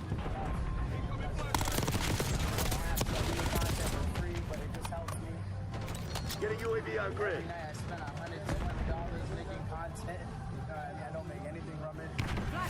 Johnny tried to hitch his train onto Ice Poseidon, but was quickly ousted from said community. This Johnny guy, that guy. That guy said that it was me. He did everything because of me. Yo, somebody tell Ice unban me. I'll raid his ass. Somebody tell Ice unban me. He banned you? I'm banned from his Kick chat, his Discord, his everything. Somali is like a Baltimore. So if you're rejected by the king of IRL, you might look to leech off lesser-known streamers, including one who happened to die during a trip he had in Thailand. He's written that on a headlock. Wait, what? Yeah. Wait, what's your girl? Like any good event in Thailand, Johnny began his debauchery. Hostile RCXD in your AO.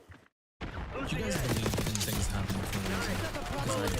I came to London to do some cool stuff. Ride the big buses, look at the scenery, say it's London, baby, like I'm going from friends. London, baby! London, baby! And have a good time. But while I'm here, I realized two things. I miss Catfish, so I started watching it again. While I was doing that, I got a message from one of my subscribers saying, "Have you seen Bobby?" And I said, "What the fudge is Bobby?" Apparently, it's a Netflix series on a famous case that happened in London itself, and there's a girl who had been catfished for 10 years. And it's a show called Sweet Bobby. I watched the documentary yesterday, and today I'm doing a deep dive on it. So if you haven't watched it, maybe you should, or if you just want to watch my version, I think both are going to be good. I'm going to try and break down this because it is probably the craziest twist in history. If you haven't seen it, I won't spoil it, but at the end of this, I just thought, like, wow, what a coincidence. I'm in London. I like Catfish, and this is the show that people pitched to me, so I can't wait to take you through it. It's a long video, it's a deep dive. I hope you enjoy it. Please consider subscribing and also follow me on my Instagram. That way you can give me ideas like this one, and I'm so glad that I actually found out, because I wouldn't have known that it was on Netflix. This case has been famous since actually started a podcast and even had multiple videos done on it, but it's only just now got its Netflix release. And it's done with the real person and the real Bobby. Let me take you through it, okay? Sweet Bobby is a funny name. It sounds like Magic Mike, but like Indian. And also, I just want to say Bobby is very specific, because you think like brown people, you know, Bobby, you know what I mean? Like, Bobby, something like that. Bobby is like the name that you give to like a brown person who lives in England, because it's like, well, it's like a weird mix. So I'm like, okay, wow, Sweet Bobby, Sweet Bobby. I was 32 in a long-term relationship. So this is Kira, and she is the main character. She's the one who's getting catfished. And my question to you, when you're watching this whole thing, and I want you to reply or comment at any point, do you think she's truly the victim, or is she just too gullible? Because I've seen lots of comments on the YouTube trailer saying she is very gullible. I've seen some saying she's a victim. I don't know where I stand. While I watch this, I guess I'll develop a perspective. We start off at a club in Brighton Beach. She's 32 already, and she sees Sweet Bobby dancing. And she's like, "Oh, cool, I've been talking to him for months. Let me say hello." All my friends are getting married, and I just felt going to try and turn. But Enemy spring mine. I see this poor man in a turban. Okay, you're at a club, you're 32, you're asking, when am I gonna get married? Maybe when you're not in the club and you're 32, you know what I mean? I can't be at a rave asking when I'm going to finally give the silence. You gotta actually do the thing that you're trying to do, you know what I mean? I've been talking to him online for the last few months. His name's Bobby Dundee. Bobby Dundee, club. It's too real for me already. Too many brown people. Hey bro, do you want to go clubbing today? Or meet some hot mamacita? No, I'll stay at home. Okay, if mamacitas want to find me, they'll knock on my door. Well, it'll happen. You fucking me? Activate Cat's protocol. I'm not Get your closing ass this one. back to base. Get us the hell out of here. Bobby. And I'm like, "It's Spirit." He's like, who? And I was like, Spirit. From Facebook. We've been talking, but the music was loud. Okay, I feel like this is a red flag. I'm just going. I don't know, maybe we need a counter for red flags. Number one, Bobby is actually, can we put that up? Red flag number 1. The music's not too loud, right? I'm telling you from a guy's perspective, if you see a girl and you're like, oh, she's cute or something, and your friends or anything, you see her from across the room, you're like, oh, hey. There's no way. Even if you're sauced as hell, you still be like, damn, that's that Facebook girl. It's Mark Zuckerface. I like you. There's no way. You'd be like, who? Kirat? Is that? What is that? Is that you? Nah, I never heard of it. I never even... Kirat. Whoa. That sounds like fun, though. And I was just like, maybe he can't hear me properly. And he's drinking. Bobby started messaging me. So she's already excusing him. She's like, man, Bobby just don't recognize me. It's been 4 months. We've been talking on Facebook.Maybe one of us is catfish, like one of us is way uglier, so we don't even exchange like conversation. I don't know how you could like look at a friend and be like, all right, he doesn't remember. I'd feel a bit touched. I'd be like, damn, I don't care how drunk you are. You should know me. But she excuses that. They go home and it's months more. And then they're talking on Facebook now. About 4 months before I met him in Brighton, because we had mutual connections. Bobby's younger brother, JJ. That's almost never a good thing, right? Like, okay, most of you people watching this probably don't know what the hell Facebook even is at this point. At some point, you can see your mutual friends. Mutual friends is like friends you have with other people. And it's like not always a good thing, right? You know what I mean? Like, why would that work? Sometimes in dating, it's like, let me introduce you to a friend in our circle, but you don't know them. And that's awesome. But most of the time on Facebook, it's like, there's a reason I'm not your friend. I don't really get along. My friend gets along with you, but I hate you. But for whatever reason, she's like, someone I know knows him, we'll be friends. And that's how this starts. But also, Kirat's cousin, Simran, is dating Bobby's brother, JJ. Lots of brown people in the story. You're gonna have to figure this one out, okay? JJ was dating my baby cousin, Simran. Bobby comes from a well-respected family in the Kenyan community. They're also from Kenya, by the way, which initially I was like, what? Because they're Sikh. I did not know that, but it makes complete sense considering I'm from South Africa. And, people are like, well, you're brown. I don't think I'm as brown, but I'm pretty brown too, so it makes sense. He has quite a hoity-toity kind of lifestyle. He's happily married. This is how you know they're English. I met Bobby and he was a little hoity-toity kind of guy. You recognize me? I'm the first Blood King, I swear. I love how people talk. Honestly, I would live here if I could. If the pound didn't pound me in the butt every time I actually paid someone for something, I'd live here. It's a really good movie, but not for me because I don't make it. He's a cardiology consultant, but after a while, things started to go wrong in Bobby's life. Oh yes, of course, Bobby is out of luck. So now they're mutual friends, right? Kirat's in a relationship. She doesn't explain that much. Bobby's also married. She didn't really explain that either. But it turns out Bobby's life is like hoity-toity. He's a pretty extravagant man. He's got a wife, but unfortunately, not anymore because of the fucking divorce. Can you imagine if people said that? Like, I have a wife, but like random. I don't actually. I used to. The little cutscene. Don't have a wife anymore. Used to. Oops. Oopsie. I'm sorry, 16 year old. Really nice to see you again. Whoa, dating discount Sam Cedar? Come on, you're losing this fight. Hard point locked down. Hostiles have the hard point. So my two presidents did a podcast together. We have Bernie Sanders and Jon Stewart here. And go listen to the whole thing. I want to say it was about an hour long or so. A bunch of great moments. And I wanted to talk about this part here, which Jon Stewart titled The Tightrope of Bipartisanship. Because he asked Bernie a question which is super relevant to debates that we've all been having lately about how to handle MAGA. So let's watch and I'll give you my take. Is there populism for workers a false populism? Because if you look at, they might say, okay, let's get more protectionist on trade and try and draw some of those jobs back. But if you look at all the court decisions from the right, it strips workers of their rights to form unions. It strips protections for workers. Not only that, but Trump destroyed the Consumer Financial Protection Bureau. Trump destroyed the NLRB. The record is actually it's a fake populism. Because the record is the exact opposite.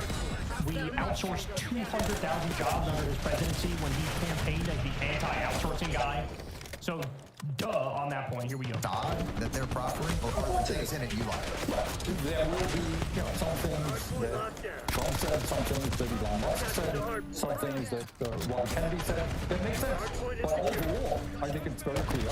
Trump is appointing his billionaire friends to the important positions in the cabinet, and his job is to represent the billionaire class, with some exceptions. He's going to have to walk a bit of a tightrope because he's made promises to working class people. And I think what my job, and people in Congress who share my views, not too many, is to say, okay, Mr. Trump, you talked about a 10% cap on interest rates for credit cards. That's a great idea.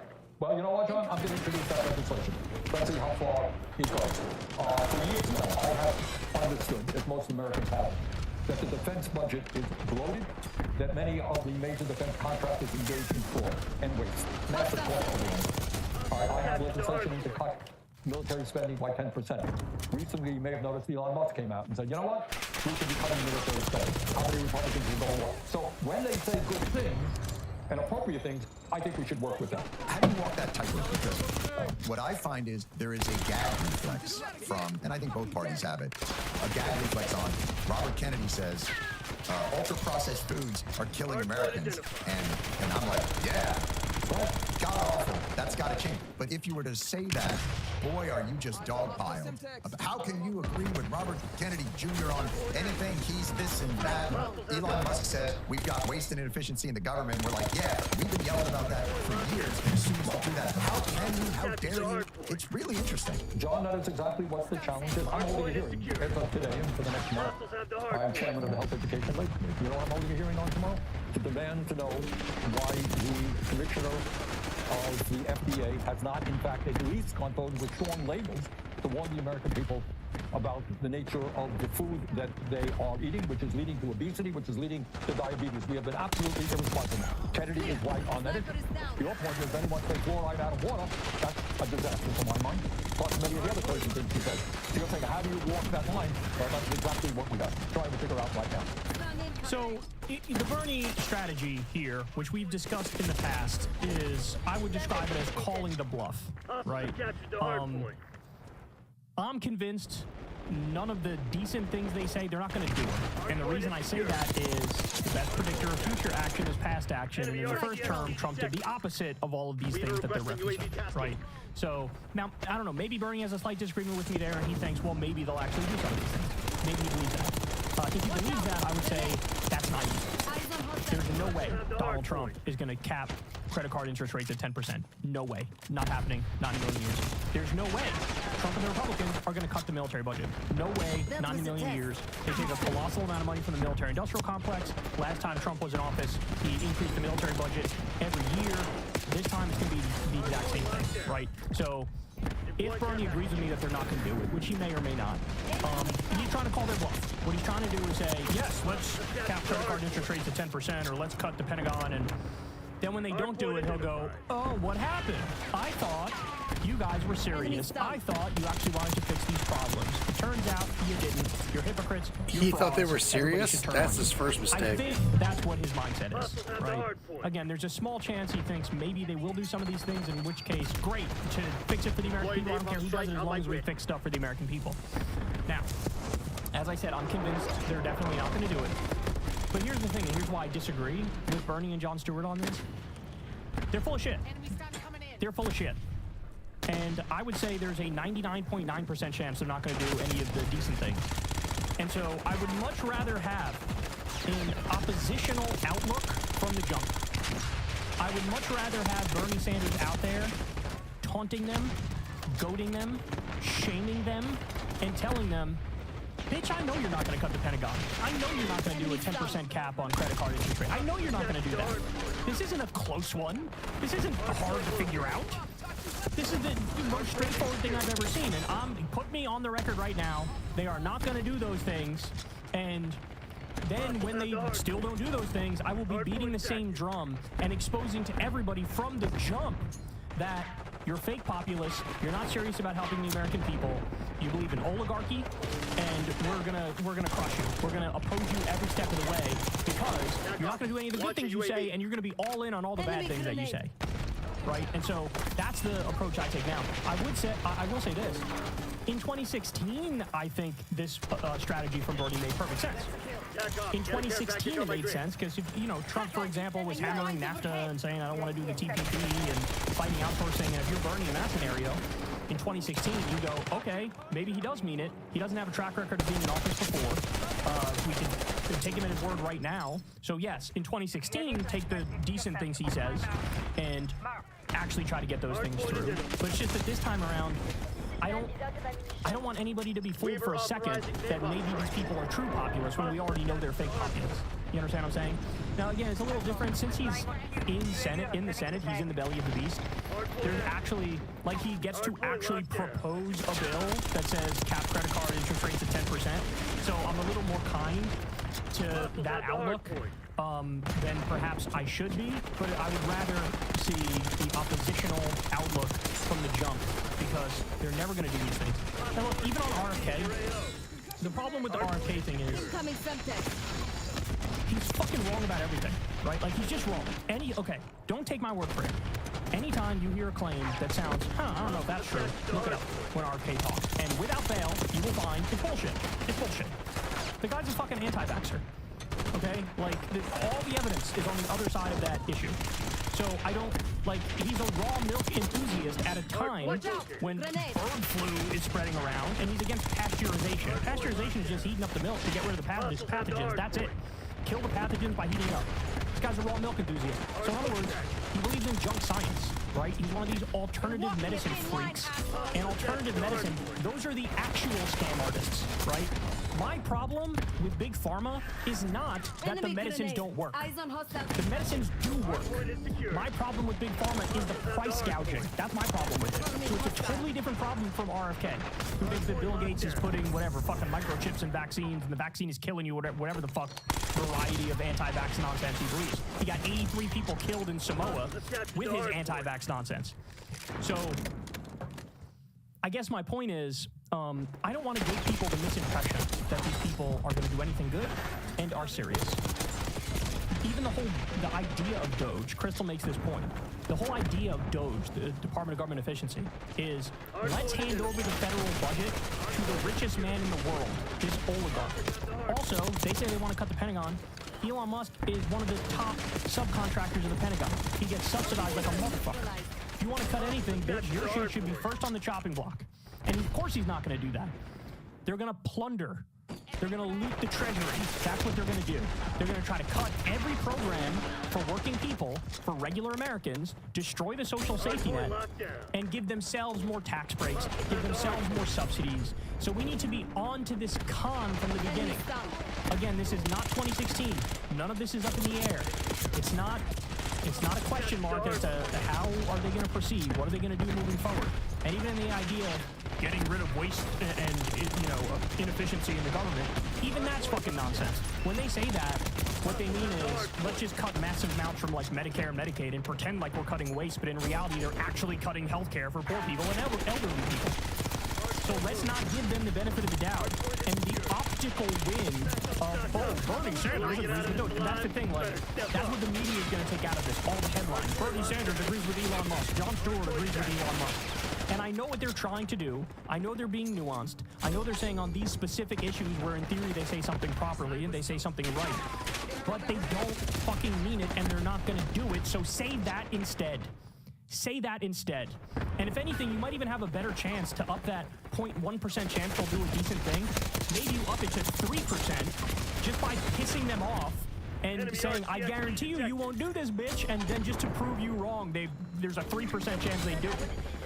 Right? So that's the thing. It's like, for whatever the resistance was in 2016, it's got to triple that now. Triple that. And what I'm seeing is the opposite. What I'm seeing is Democratic hacks totally capitulating. We've seen those people. Or smart, principled lefties like Bernie who are trying to pick and choose, okay, on this one, yeah, maybe on this one we can work. But even that, I think, is misguided. I think it's misguided. They are, I got a bridge to tell you, if you think anything fucking positive is going to come out of this administration, come from Trump, come from Vivek Ramaswamy or Elon Musk, these guys are con artists, man. That's what they are. So don't give them that optical victory, but I've already seen it. I've already seen some like MAGA accounts fucking tweeting Bernie Sanders grilling some food executive. And it's like, okay, really? Is this what we're doing now? Because I guess my point is, when Elon and Trump and Vivek don't follow through on these half-decent few things that they say, it's not going to change the mind of anybody in MAGA. You know, the second Bernie tries to call them out on their hypocrisy or going back on their word, these people are just going to turn on Bernie. They're not going to turn on Elon. They're not going to turn on Trump. We have a 4-year track record of exactly this, so don't fucking play footsie with them up front. I know they mean well, but I think the strategy is misguided. So, put on the boxing gloves. Don't hold hands and sing Kumbaya. The time for that has long passed. Hey, y'all, do me a favor and like and subscribe. It helps out big time in the algorithm. Click the bell as well for notifications when videos drop. And watch that video on screen right now. You know you want to.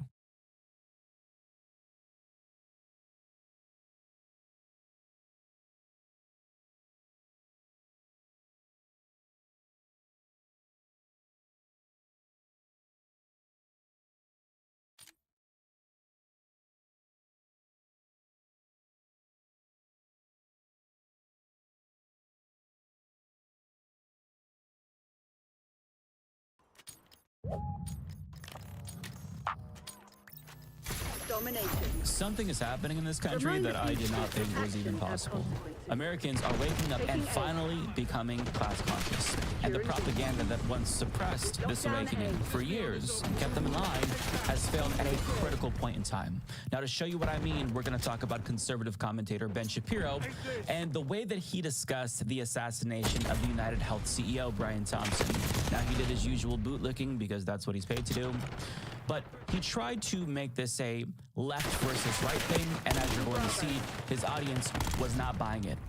Now, before we talk about Ben Shapiro, I think it's important to note that we do have additional details about the assassin, and his politics were pretty ambiguous. So we know that his name was Luigi Mangione, and he followed liberals like AOC and Trevor Noah on Twitter, but he also followed conservatives like Joe Rogan and Patrick Bet-David.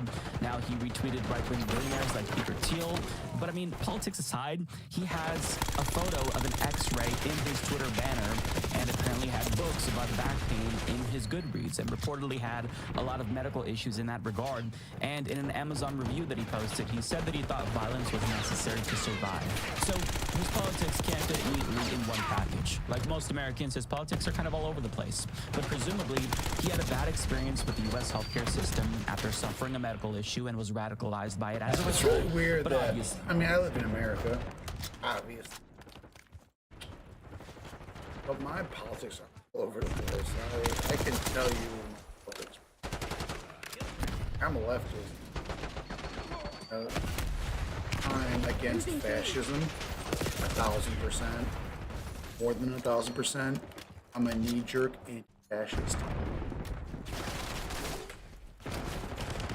And basically knee-jerk anti-imperialist, but that's...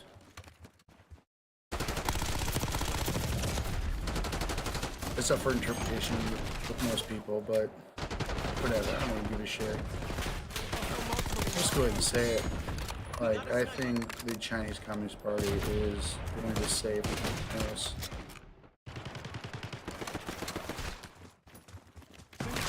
In the most superficial way possible.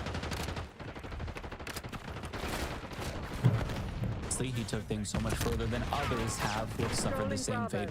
Now, Ben Shapiro, getting back to him, tried to partisanize this issue and make it seem like it was just the left that was celebrating the murder of this healthcare CEO, even though everyone had the same response everywhere. But to be fair, Ben Shapiro did not know these details about the shooter that I know now at the time that he posted these videos. But one thing that was crystal clear was the fact that everyone, everywhere, basically had the same response, regardless if they were on the left or the right, because healthcare is something that all Americans have to deal with, and we all know that these private insurance companies are trash. They kill people, they murder people, they rip us off, so nobody had sympathy for this healthcare CEO. Didn't matter if it was in right-wing or left-wing circles.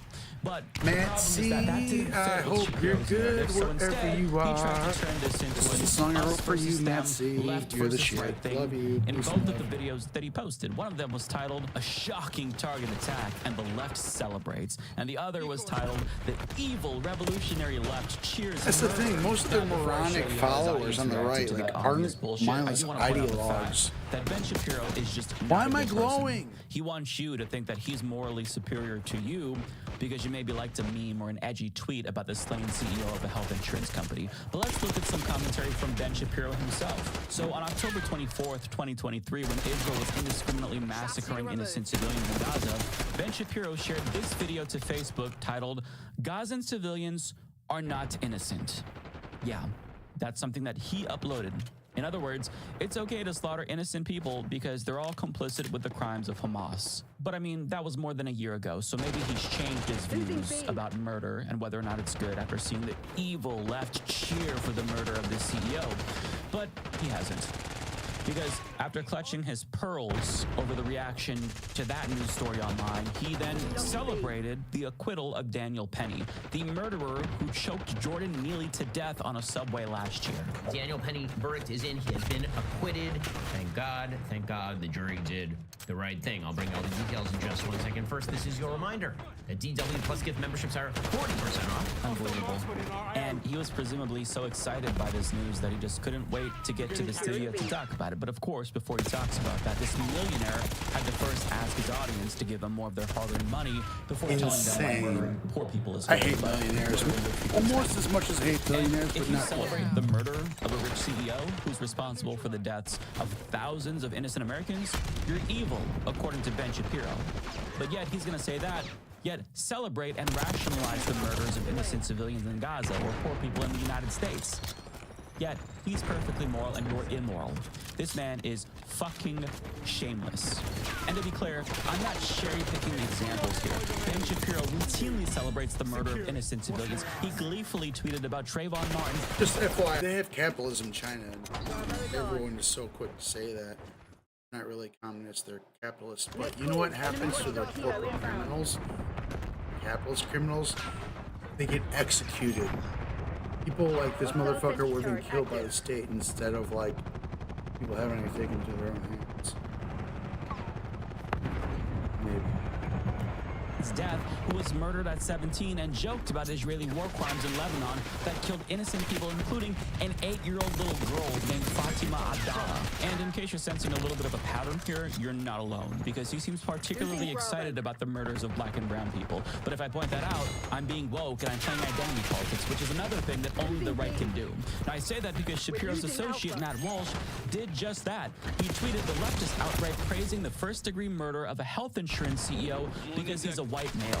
If he was a CEO of the same company but was a black woman, you would not be seeing any of the gloating and celebration. I hope everyone understands this basic point. Sure, man, it's not because that CEO is responsible it's like, for the deaths. you know, I mean, that's really convenient to do. You know, like, say someone, you know, someone just change out, like, to a situation where you feel it would be more advantageous to you. It doesn't mean dog shit. There is no black CEO female denying who got killed, who's denying claims. It's just, I mean, maybe there is one, but like they have not been targeted. Losing A. I whatever. But it's just such an absurd argument to make. Like, well, if we swap this person out with someone else, they wouldn't be saying. It's just so stupid.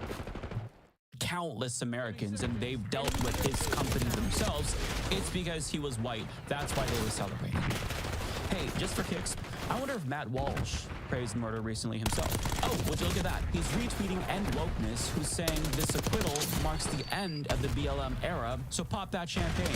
And I guess they just had an image of Jordan Neely dying just for good measure. Listen, I need you to understand that these people are morally superior to no one. And the reason why they're so offended by the response to the health insurance CEO's murder is because they don't view what he did as criminal. Because in their mind, poor people are just disposable. Their lives are meaningless. So if they're mad about a family member dying due to a claim denial, tough fucking luck. Should have stopped being poor, I guess, right? Better stop being poor. That rich people are better than the rest of us. But here's the thing. Ben Shapiro and Matt Walsh, but we're going to talk about Ben Shapiro for purposes of this video. Completely misread. That's the crazy thing. I actually have my stream up. He's never had to think I about have been healthcare looking day in at his life chat, since he's a and then I just missed multi-millionaire. you.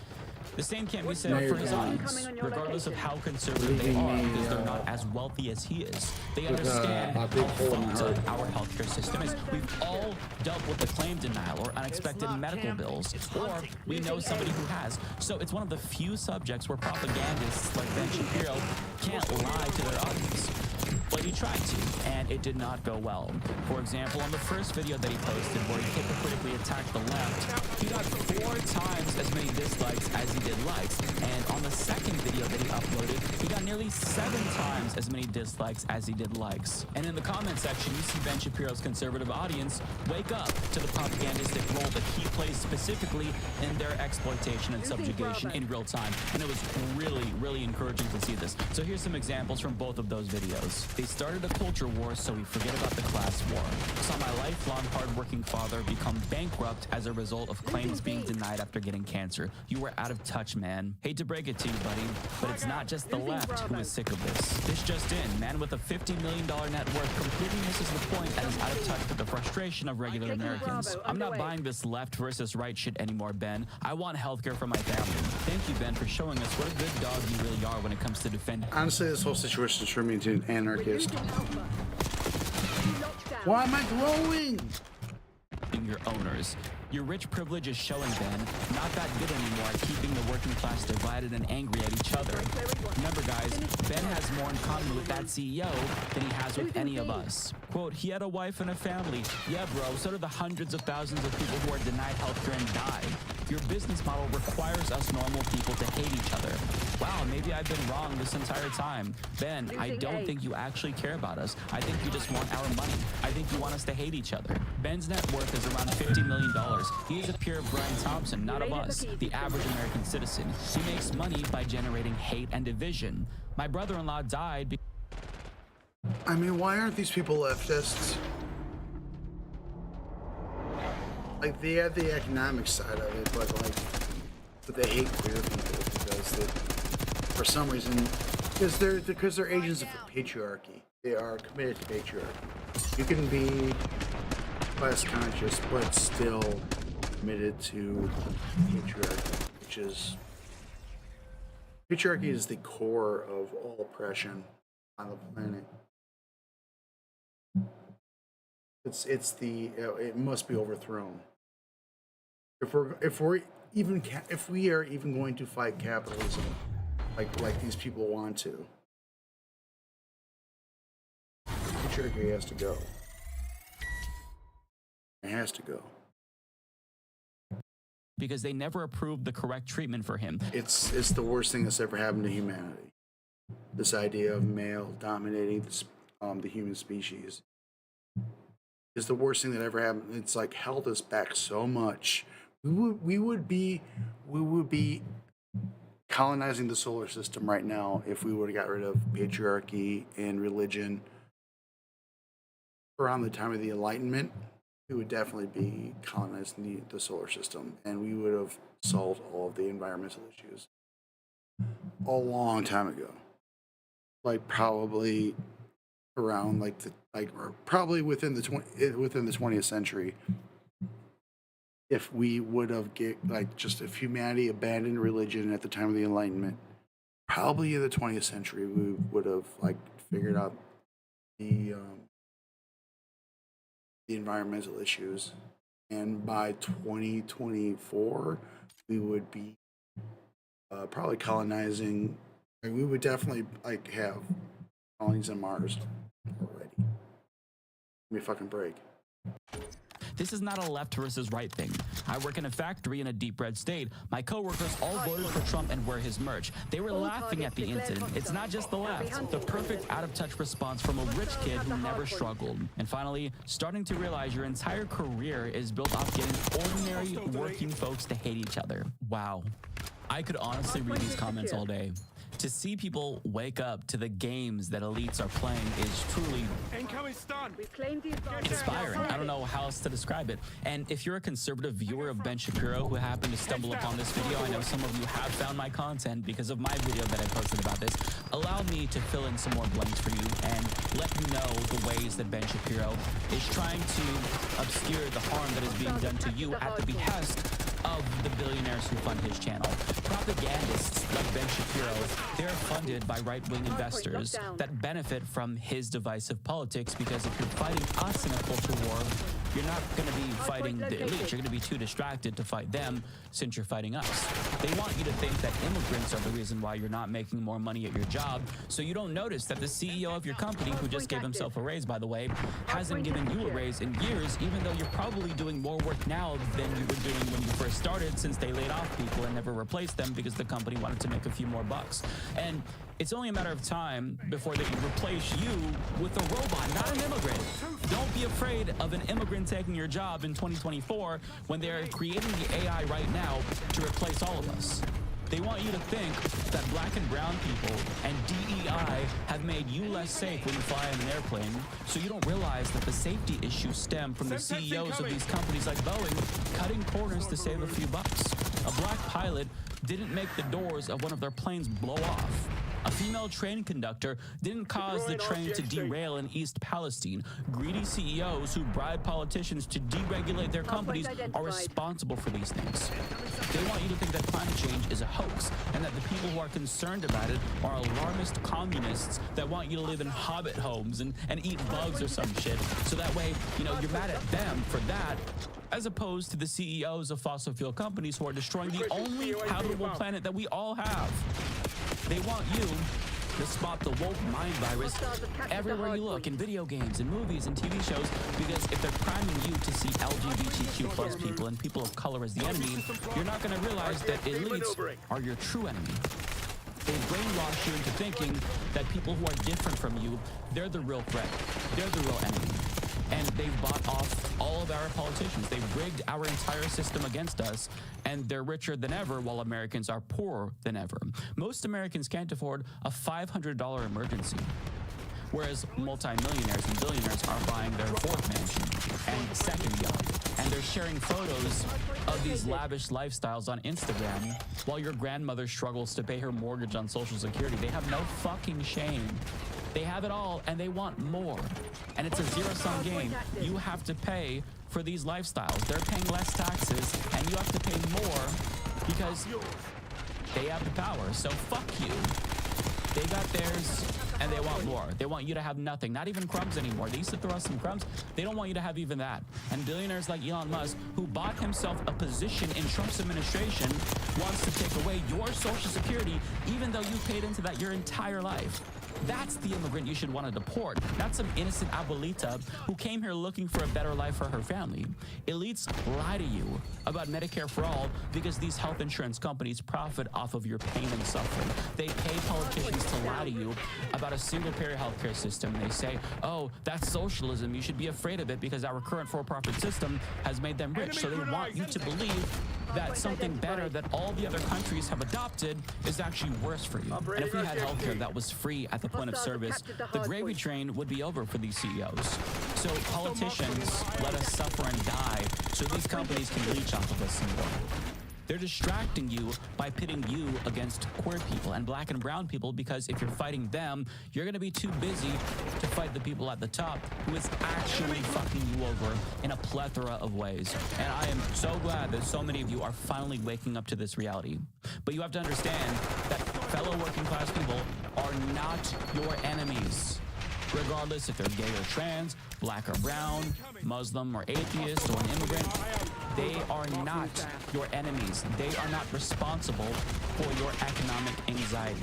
And even though you probably felt like the system was unfair, but you didn't know how to articulate how it was unfair, you probably noticed that the rich were doing pretty great. They were getting richer while you kept getting poorer year after year after year. And people like Ben Shapiro tricked you into thinking all of those problems stemmed from immigrants or trans people. They tricked you into hating innocent people that are also getting fucked over by the same system that's fucking over you, right? CEOs are the ones that you should be hating. Billionaires, elites, oligarchs, they are the ones that are the cause of your pain and suffering. They are all of our common enemy. But people like Ben Shapiro turned us into each other's common enemy. He is paid to distract you while the rich robs you blind. It's the oldest trick in the book. It's called divide and conquer. And I am so glad that you are finally aware of it. And I would love nothing more than to stop fighting you in a culture war and instead join forces with you to fight in a class war. But here's the thing. That means the people that are going to fight alongside you have to be on equal footing. A trans woman would love nothing more than to fight a class war with you, but she can't do that if she also has to focus on her humanity when it's under attack, or if she fears for her life every time she leaves her home. An immigrant can't fight a class war with you if you continue to see them as the enemy and call for their deportation, and if they have to be worried about deportation or feel like they're not welcome in this movement. A gay man can't just fight the culture war with you if he thinks that his marriage rights are under attack, because he's got to take time to protect those gains that he's made too. So if you're serious about fighting a class war, you have to stop fighting the culture war first. And you have to stop viewing other people as the enemy entirely. Period. Full stop. It's already hard enough to fight a class war when your boss has you working longer hours for lower wages and you're already tired when you come home and you feel like shit. But if you also have to fight for your basic civil rights too, it diverts attention away from the class struggle that we all desperately want to be able to fight with you. So if wealth CEOs stole from us, that necessitates you seeing the humanity in people that Ben Shapiro and his ilk have demonized. It requires you to accept that you not only have to welcome trans people into your wholeheartedly, but you have to their emancipation as well, because they're not gonna fight for you if you're not gonna fight for them. You can't have true class solidarity if you think that the people who are fighting alongside you should have less rights than you, and you can't expect them to join you in a political movement unless you unequivocally repudiate the divisive politics that separated you both in the first place. That is the first step. And I hate the term culture war because it minimizes something that affects people's lives in a profound way. We're talking about civil rights and basic human dignity. And you have to internalize the fact that sex, class, it is all intertwined, and you have to see that. You can't expect to make matters worse,